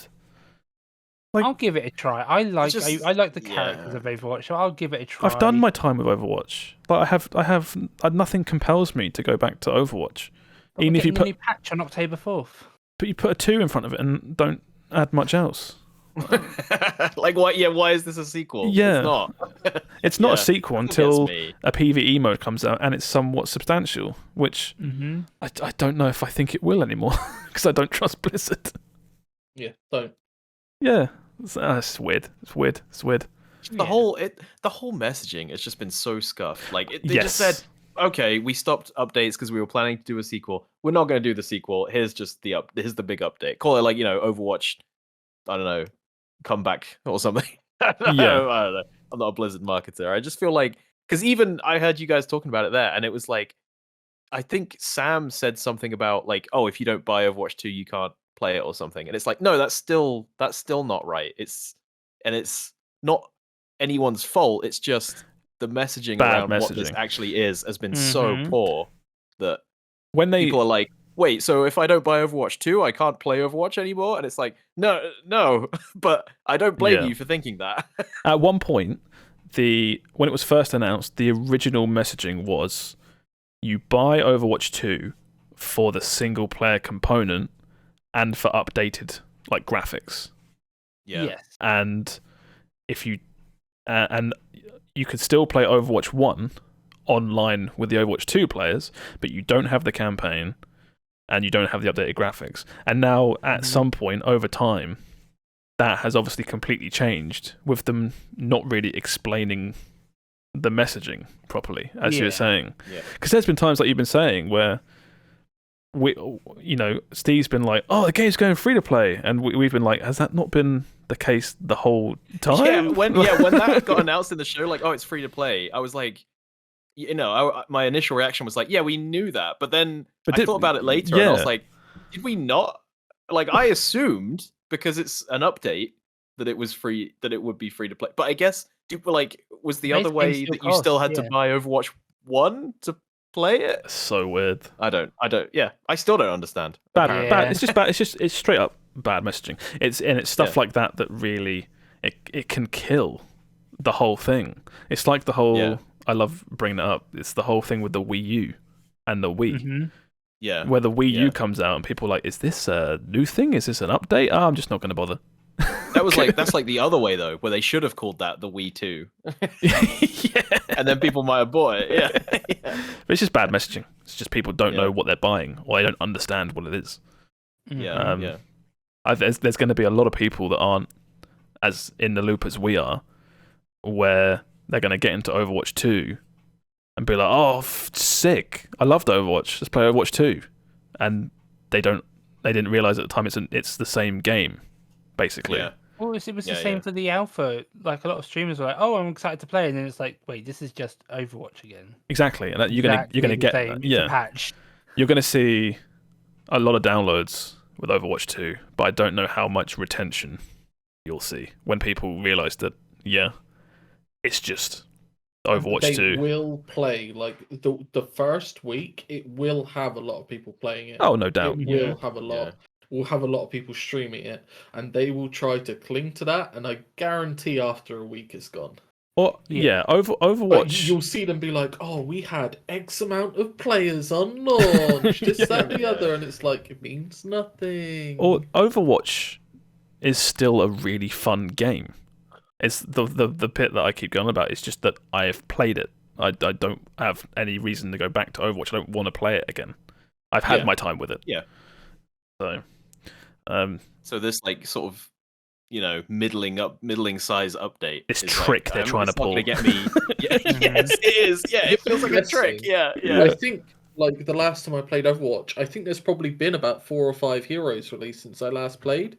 So 3 new heroes means nothing because the last time I played, but there's already been 4 or 5. Yeah. To you, it is basically play right now, and I could go play Overwatch 2 right now. Yeah. To you, it is Overwatch 2 because there's like 10 new heroes. There's a hamster in a ball. There's a hamster in a ball. There's what's that David Bowie looking guy? Moira. Right. Moira. I played since Moira. I played since Moira. Sigma. Did you say Khajiit? Brigitte. Yeah, all right. Oh, Brigitte. I have wares if you have coin. Too much oblivion. So there was that. This next story, I don't know much about this, but I saw the tweet. It's kind of funny. Activision Blizzard board finds no evidence it ignored or downplayed harassment. This was an internal thing, so it's like yeah. I saw that Activision Blizzard investigates Activision Blizzard and finds Activision Blizzard did nothing wrong. Yeah, it's the Obama giving himself his own medal meme. Yeah. It's just with all the shit that's happened with Activision Blizzard, just a tweet to come out saying like, we looked at ourselves and we're fine. Just please get your shit in order for Diablo 4 so I don't have to have this like moral quandary about supporting a company as shitty as Blizzard. I've got a feeling that game's going to come out and have something gross. Yeah, probably. Everyone's like, oh no, Immortal's the bad one. 4 will be fine. I don't believe it. Don't believe it. I do not believe it. Diablo Immortal is so successful that Diablo 4 will have microtransactions and it will have... It will. It won't have. I don't think it won't have bad microtransactions like Immortal, it will. Though. It won't have Diablo Immortal bad, but it will have it'll have microtransactions. I guarantee that you'll look at it and go, "This is the type of stuff we're having in this game." Yeah, I did see a news story. I didn't read it, but something like Diablo 4 devs confirmed that it's different to Diablo Immortal. Like they're not going in the same. It will be better, but it's getting to the point now where it'll have monetization. I think they confirmed battle passes at least, but it's just what those battle passes have, basically. I have faith. Maybe it's misplaced, but I have faith. Yeah, we'll have to just wait and see. Look, they need a win. They really need a win. Okay. No, that's the thing. I don't think they do. They just had a win in Diablo Immortal. Diablo Immortal is a financial win. As much as 24 million in like 2 days is a shitload of money. Yeah, but how's that doing compared to something like Genshin or something? It's irrelevant, right? As long as it's making a shitload of money. Diablo Immortal streamers. We know that's not how they think. They want to make all the money. They'll just do it again. They'll make another one. Streamers annoy me with that because they're like, I'm going to pay tens of thousands of pounds to show you that you shouldn't spend tens of thousands of pounds on this game. And just to show you how bad it is, and it's like you're sat there playing it for weeks, having fun with it, and you're spending money, and it's like, isn't that good? though, that people are like, I had to pay because there's one guy who was trying to get a best in gem. slot or something, right? Yeah. And he spent like It's 20 grand. it's the price of it's the price of the message. If one guy spends 10 grand to stop an amount of people spending a lot more than that, then it's like the lesser evil, I guess. Yeah, but but then they're still playing that game for weeks and weeks on end, having fun with it, spending money, getting these good rewards, and then other streamers are seeing that and being like, "Oh, well, that's working. I'm doing that as well." And I feel like it's like they're just having fun spending money and saying, "Oh no, I'm doing it to be morally correct and good." And it's like, well, the thing about the thing about these games is all the all the psychology behind making people spend more than they want to, this, that, and the other. Mm-hmm. There are people out there with literally ridiculous amounts of money, right? Yes. And they don't mind any of this stuff because they can literally like outspend all the monetization. I'm talking about like, oil tycoons, this, that, and the other. Yeah. And it's like, if they're willing to pay tens of thousands for the game that they want to play, are they in the wrong? I don't know. It's kind of. I think but that's the thing. I don't mind them spending the money in the first place. I'm like, that's fine. It's I'm doing this for your benefit. So yeah, like, this game bad, but I'm going to spend money on it just to show you how bad it is. But I'm still going to play for weeks. I don't know. If someone's out there wasting a shitload of money, they're not really wasting because it's all. I'd rather they do it than people on their own just wasting thousands of dollars, not knowing how bad it is. True, but I also think that it's like them playing it and showing like, oh look, I'm having fun playing this game, spending this money. Well, they're not having fun. Whether they're having fun or not, the message they're trying to put out is the fact that look at this absurd amount of money I'm spending without getting the gem. I just don't like like they're saying, oh, I'm doing this. The morality of it. Like I don't like that when it's like, oh, you're just spending money having fun on a game. I don't think anyone's doing it to I've seen take some the moral people, high ground just to show like how ridiculous it is. Say that the fact that the rates are so ridiculous is content. Yeah, I think they're covered for. Yeah, we I think I spoke to you about this, Steve, at another point, but it's also the fact that like because it has such absurd monetization, right? If you say you drop $5 grand on this game. As a content creator, to show how absurd it is, right? If you become the poster video, the poster clip that people spread around and you go viral, then that covers the cost for the content creator. So it's also a gamble on their part just to try and be the one that goes viral. Well, true. I agree. I'm just saying, like, it's... I just don't like I'm doing, that, oh, this game is bad, but then you're still playing it for weeks on end. Like, if you really thought it was that bad... I mean, it's hard to demonstrate the game's bad without playing it. You have to play it. From what I've seen, a lot of people have already dropped Diablo Immortal. Oh, yeah. True, right. Yeah. One of the biggest ones being Asmongold. I think he dropped it in like a week. Oh, I played it, up to, I think, like level 20-something. And I was like, I'll go back to this. And then it all came out how it's absurdly... horrible with monetization and how grind it is after like level 30 or 40. I was like, well, I'm just going to get rid of it because it's clearly not made for me. But that's the insidious part, is it hides all that. Because I was playing through it like quite happily. I was like, level 40, this has been a pretty fun ride. I don't get what everyone's saying about money. And it's like, yeah, but it's because you haven't there yet. It's coming. You'll feel it. Yeah, it's coming. It's coming. By that point, you'll be invested, so you'll want to spend Right, I'm going to move on from this. We'll go to the Diablo next. Bad. Diablo Bad, we know this. Go to the last podcast, we talked about it for like 30 minutes. Diablo Bad. Next story was, the reason I'm pushing us along is because there's a whole other conference. You had the not a conference, it was a Final Fantasy VII event. Oh yeah, we can skip this one. Like, who cares about Final No Fantasy? one cares. No. It's a load of shit.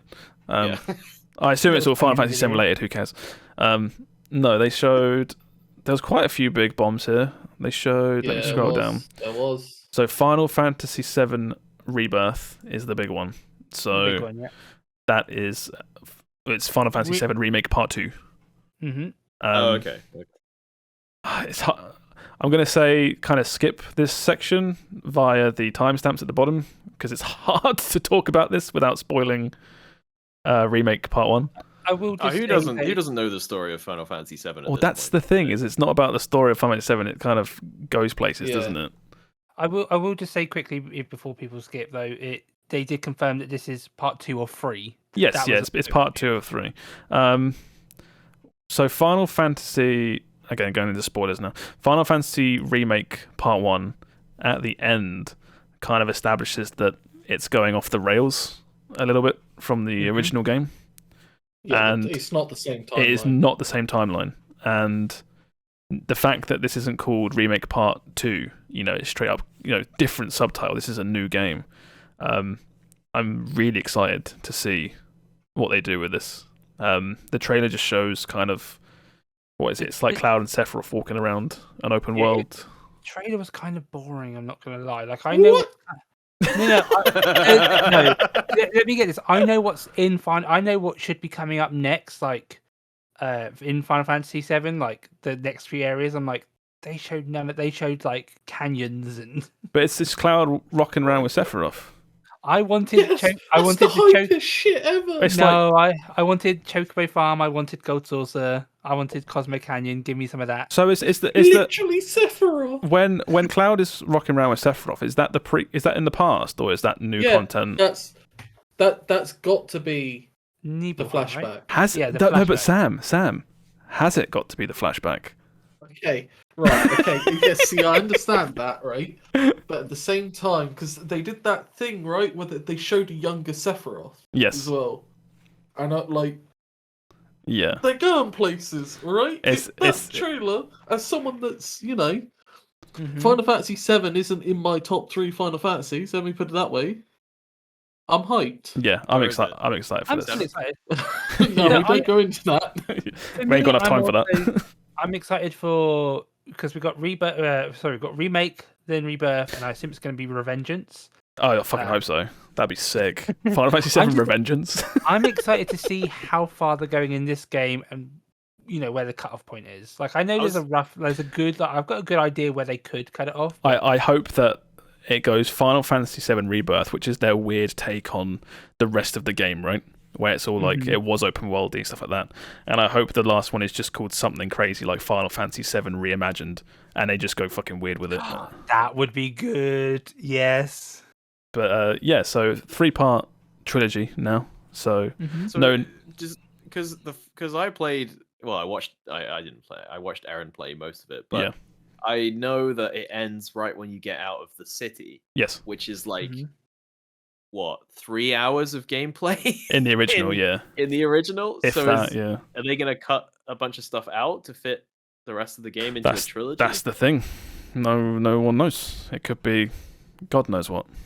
Is this going to be 10 times the size of the first one? I think that the Midgar was such a key important part that they really fleshed out. They put a lot into that, whereas now the town, they're not going to have like they added extra plates. Like, you went to areas in Midgar where you didn't go in the original. They're not going to do that for every other town.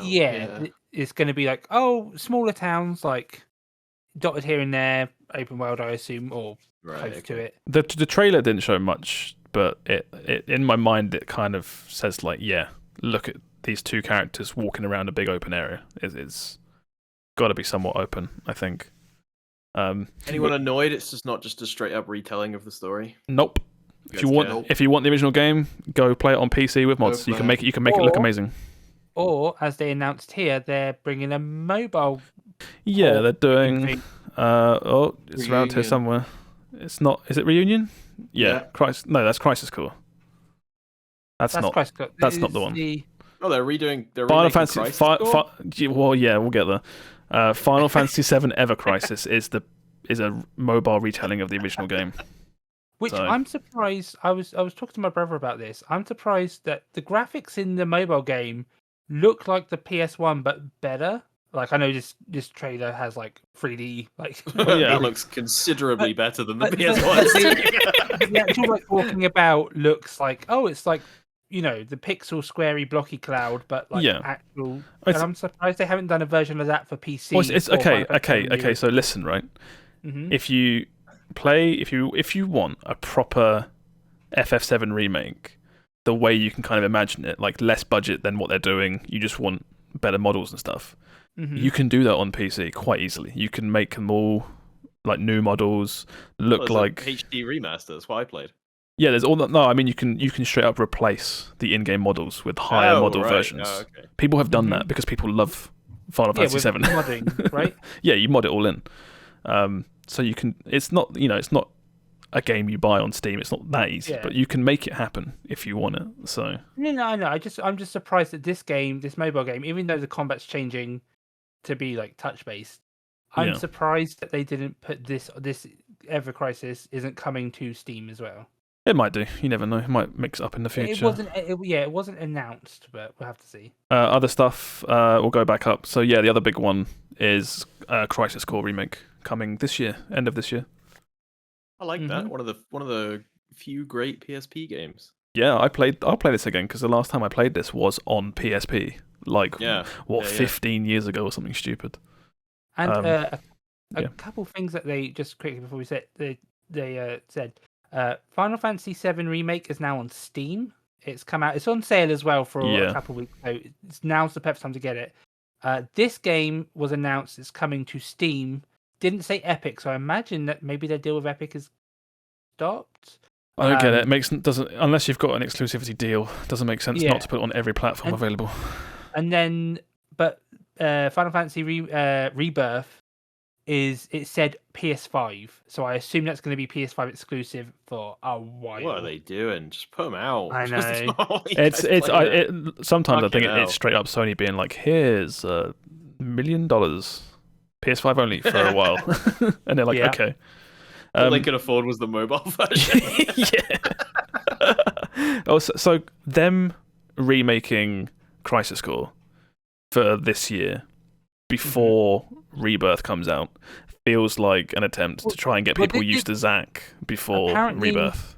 Apparently, this isn't a remake. This is a remaster of Crisis Core. No, it's a remake. It's got new assets.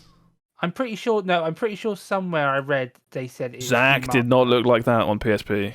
Well, yeah, I know, but I'm just saying. I read somewhere that they are saying this is a remaster. The wording they are using is a remaster. Oh, really? His bike is. Go on, Will. It does have a subtitle that's very similar to the one literally you just says there. Yeah, full remaster. But it looks. He's got more polygons in his bicep there than the original Zack did in his. That might be a cutscene that they've added in. This looks. No, I don't believe it. Oh, what is this webpage? Come on now. Look at that. That's not a PSP game upscaled. That looks kind of upscale PSP, actually. No. Does it?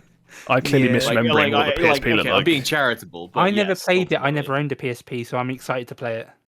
That looks well good for PSP. I was hoping that this would be the Crisis Core of the FF7 remake. God, you lost me. You lost me there for a minute. What the fuck? Get out. FF7 Crisis Core FF7 Reunion will also take a different path. Oh, I see. This will tie into the new canon, not the old. Yeah. Okay. Yeah. I'm with you. The Dark Souls of Final Fantasy VII, right? Because it's Rebirth Reunion. That's what I got from it. Yeah. I mean, no one knew FF7 remake was going to get fucky until they played it. Yeah, I don't know anything about the new one, but I reckon this is gonna tie in somehow. It's a remaster. Wink. Yes. And then ghosts start flying around, and then some weird shit happens. It does explain why they can get this one out so quickly over, the others. Because it's fucking Final Fantasy VII. It's all they do anymore. Jesus. No, they're doing Final Fantasy 16. I'm sick of it. Titus. Ha ha ha ha. Yeah. Didn't Crisis Core have like a weird, not slot machine system, but slots. Yeah. It was and then it would do weird shit. That game was odd. It was fun. It was a fun game. Right, so that's all the Final Fantasy VII stuff. There's some cool stuff there. A few small stories, but we'll wrap this up very quickly because they're not overly interesting. This one was just more of a funny thing that happened. The PlayStation Store has now had... Remember we talked about how it was getting like 3 different tiers of subscription and stuff where they gave away games, this, that, and the other. Now they've done that, a bunch of games that you get on these services you can also now just buy. Tekken 2 was listed on the store for $10,000. Has been corrected by now. Has been corrected. Yeah, it was $9,999.99. The director of Tekken and who's done all the games, a guy called Harada, quote tweeted the price on Twitter and in all caps put, "What a marvelous price, Sony!" that was quite a funny. That's badass. That was really funny. That was that one there. You had so Xbox Cloud Gaming is now letting you stream games that you own, even if they're not on Game Pass. So it's just, this story is basically them. You know how, like we've said before, how select in quotation marks. Yeah, but it's like how everything over cool. time is slowly going, cloud based, right? Yeah. Just we'll get there. We'll get. It's little things like this, right? Where it's like, oh, by the way, now you can play that game you like. But Can I stream my copy of Castle Crashers that I bought on 360 Arcade? Years ago? You know that copy of Perfect Dark you've got on Xbox Live Arcade? You can go play that on the toilet. I do have that. You can play it on the toilet on your phone. Oh fuck yeah! As long as your 4G is good enough. Yeah, this is as long as it works fine, it'll be like, this is hard drive space being freed up. It won't work fine. Well, Will needs that, so that's good for Will. Yeah, you can finally start recording some more stuff. This last little one, that's that one. I haven't read this because Steve did the news this week. Thank you, Steve. This is which, by the way, I was like, Josh said, "Oh, I'm a bit busy," and I was like, "I'll do the news for you," not realizing it was 2 weeks worth of news, and it was buried under reveals. So I was like, "Oh god, I've got to find some stories." It's called outsourcing, and it's great. Yeah. Josh saw you open up to do that and just went, "Fuck yeah!" Josh went golfing. Normally, I'm like in someone's office. I'm like, "Oh, you sure I can still do it?" But you often do it. I was like, "Thanks, Steve. See you later." Battlefield 2042 is reportedly in abandoned ship mode as EA switches focus to next series entry. It's our monthly dunk on Battlefield 2042 section. Yeah. Let's go. They apparently have made the crew for it bare bones. All the updates that they promised to try fix it, they're like, screw it. We're just not. This game is done. People won't forget this. Yeah. People will not forget this. The next. Didn't they promise a bunch of stuff? They promised tons of stuff. For like big edition. Why can't I limited edition buyers? Didn't they promise a bunch of content? Probably. Are you surprised that they're stopping? Well, this is this is like not 100% confirmed, but it's basically confirmed. This just says to me that I imagine the player base is just really small. Mm-hmm. Yeah, well, it definitely is. Yeah. Why update a game that no one's playing? Yeah, but surely if you buy a thing that says 10 operators with skins and shit like that, then I get your point. That's a problem, right? You should be able to, at the very least, push for a refund and be refund or something. This is not. Oh, that has happened in the past. I don't know anything specific, but I've heard stories of people, refunding games after they come out and being like, "This is, it's not what I was promised." But has doubled its player base since May. What to 2042? Yeah, to 2042 players. Yeah, I think it's like you say. It's like this game sold quite well, I think, and it's the next game that suffers, which is I don't know about that because now we're in this phase where a game comes out, it's bad, and then they take a break, and then 10 years later they'll announce Battlefield 2043, and everyone will be, and it's like, we listen, we took some time off, we listened to our fans. We're sorry. This is what, because this is what 2042 was supposed to be. It was like, Battlefield's back, baby, and everyone was like, "Oh yeah, here we go again." Yeah, and then it goes on stage and instantly shits its pants. Yeah, in front of everyone's watching. Everyone's like, "Oh, he's back," and it just craps everywhere. Yeah, I mean, they're gonna push for a new one, surely. I mean, it says right here they're switching focus to the next series entry. It's like their COD. They're gonna keep cranking them out. Or they're gonna try and make sure that the next one is so good to get back curry favor. Well, the weird thing about this is they did a beta, which threw a bunch of people off because they were like, "This is crap. I'm just not going to buy it." It's like they killed their own game before it came out. I still think there's, because it's like the tech is all there, right? So it's like There's room for a comeback for this game. I just don't know what happened. It's such a weird one. It was like They just need to take their heads out their asses and be not more humble. get rid of those like Overwatch characters. Oh yeah, I forgot about that. Isn't War great? I love War. yeah. All those guys. But yeah, so that's the news for the week. That's the last news story I've got. So Do you want me to do yeah, releases you for said you next had week? some releases. So what have we got? Okay, well, I'm going to rapid fire some of these. Tomorrow, June 20th, we have Uncharted Legacy of Thieves Collection coming out on PC. I'm not sure that I've never played an Uncharted game. That but game is great. By the way, Wait, what is this? you say it's on. Is it on Steam? PC. Is it it's- just all the of the website games together? The article I'm reading says just PC. So the Legacy of Thieves collection. Why has it not got a date here? Are you sure it's tomorrow? This says tomorrow it's out. Are you sure, Stephen? To Google. I'm on the Steam page right now, and it's like 2022. I love Steve's release Right, segment. well- It's my favorite part of the this- show. This says 2020. This says it's out tomorrow. This website that I use. This says 2022. Well, I don't know, but it says tomorrow. So What is this game? What is this? it was Epic. Maybe it's Epic Game Store, and that's why. Okay. Can't. I'll open up Epic, but we'll move on. I can do. No, we're not. What is it? We're not moving on. Uncharted Legacy of Thieves collection is Uncharted 4 plus Right. they did another one, Legacy of something. It will be written here, The Lost Legacy, which is like a spin-off game, but it's still really, really sick. Right. Okay. If and when it comes out on PC, because I think Steve's a liar, we shall see. The specs aren't even listed here, Steve. This just says.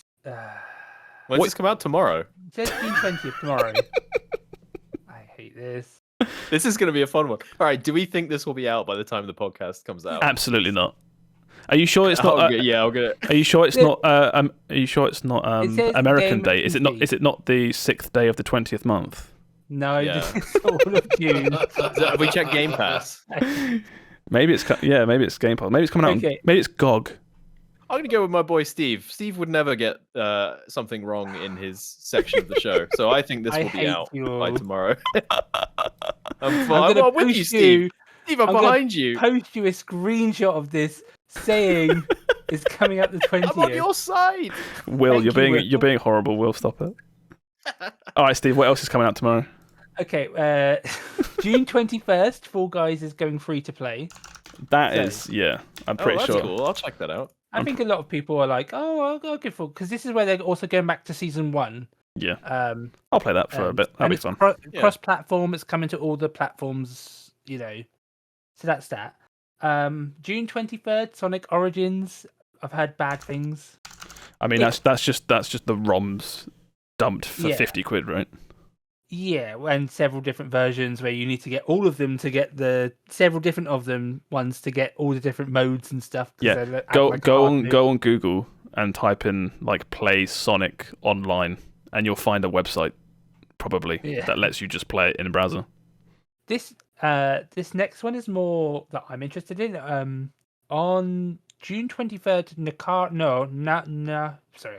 Japanese. Oh nah, what's my name? What's my name? Naraka Blade Point is coming to. Oh yeah, Game Pass. Yeah, that was the one that you knew that straight away in the show we Yeah, watched because of the assets. The woman. Yeah, is- The ass. There was This like is a battle royale that costs money, but it looks very good. It's got very good like melee combat. Not mixed reviews. Well, yeah, but I assume I'm not sure. but Mostly just, positive. All reviews, Sam. There was- just from the trailer when I saw it, I looked. Oh, it looks very good. But then it was a paid battle royale, so I was like, that's not gonna last. This was the one where the trailer started and it was like a scantily dressed Asian woman with a sword on a roof, and we were like 1.5 seconds in, and you went Blade Point. Yeah, and then but I'm excited to try that. It's Kratos here. Wait, what? You can't do that. You can't put that on your Steam page. What the fuck? They not have fair. a character creator where it looks like they're making. Yeah, but that's an official screenshot for the game on the Steam page. Anyone told Sony about that? The final game Boy. that's coming out is on June 24th. Fire Emblem Warriors Three Houses is out. That before you get hyped. Oh, is that the Warriors? That's the Warriors. Warriors. Yeah. Was it Warriors? I- What? Fire Emblem Warriors. Fire Emblem Warriors Three Houses. Yeah, this is the I will Muso say- game. Because this is kind of like spoilery rumors. There has been a screenshot leaked for the next proper Fire Emblem. I heard game. about this. Yeah.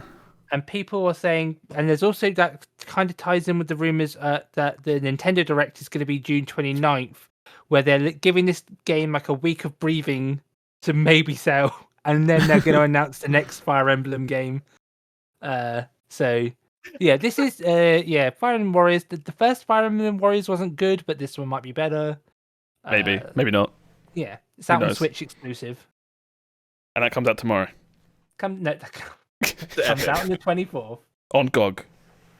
on Switch. On GOG. Can I play it on Game Pass? On GOG, this will be on Switch. You say oh god. Because that's my reaction too. Is oh god, this will be on Switch. Isn't Sunbreak out, or is that next week? That Sunbreak is out on the 30th, so that's just over. Oh, we'll have a okay, podcast okay. before. Yeah, Yeah. that's on Switch for sure. But no one will Yes, be. that's on Switch. But people will be playing on PC. Yeah. What else is coming out, Steve? Steve, I was Steve gonna what say else? your mum, but I was like, no, You can say that if you want. no. That is. I guess if you wanted one more, High Isle is coming out on the 24th. Oh, I'm calling it. Hi, Isle. Thank you for listening, everybody. If you've had fun listening to the podcast, you can find us all on our social medias. I'm BottlerWorks on Twitch and Twitter. You can find Will. I'm Olive Meister on everything, or Olive_Meister. You'll find me. If It's you want to it's find me, under you'll the find me. video description. Steve. Yeah, it's just down in the bit below. I'm Quikwix on Twitch and Twitter. And Sam. Hi, Isle. I'm Sam. Bye, everybody. Thanks for watching Pre-Order High Isle. Remember, No, don't listen to us. I'll be there day one. No.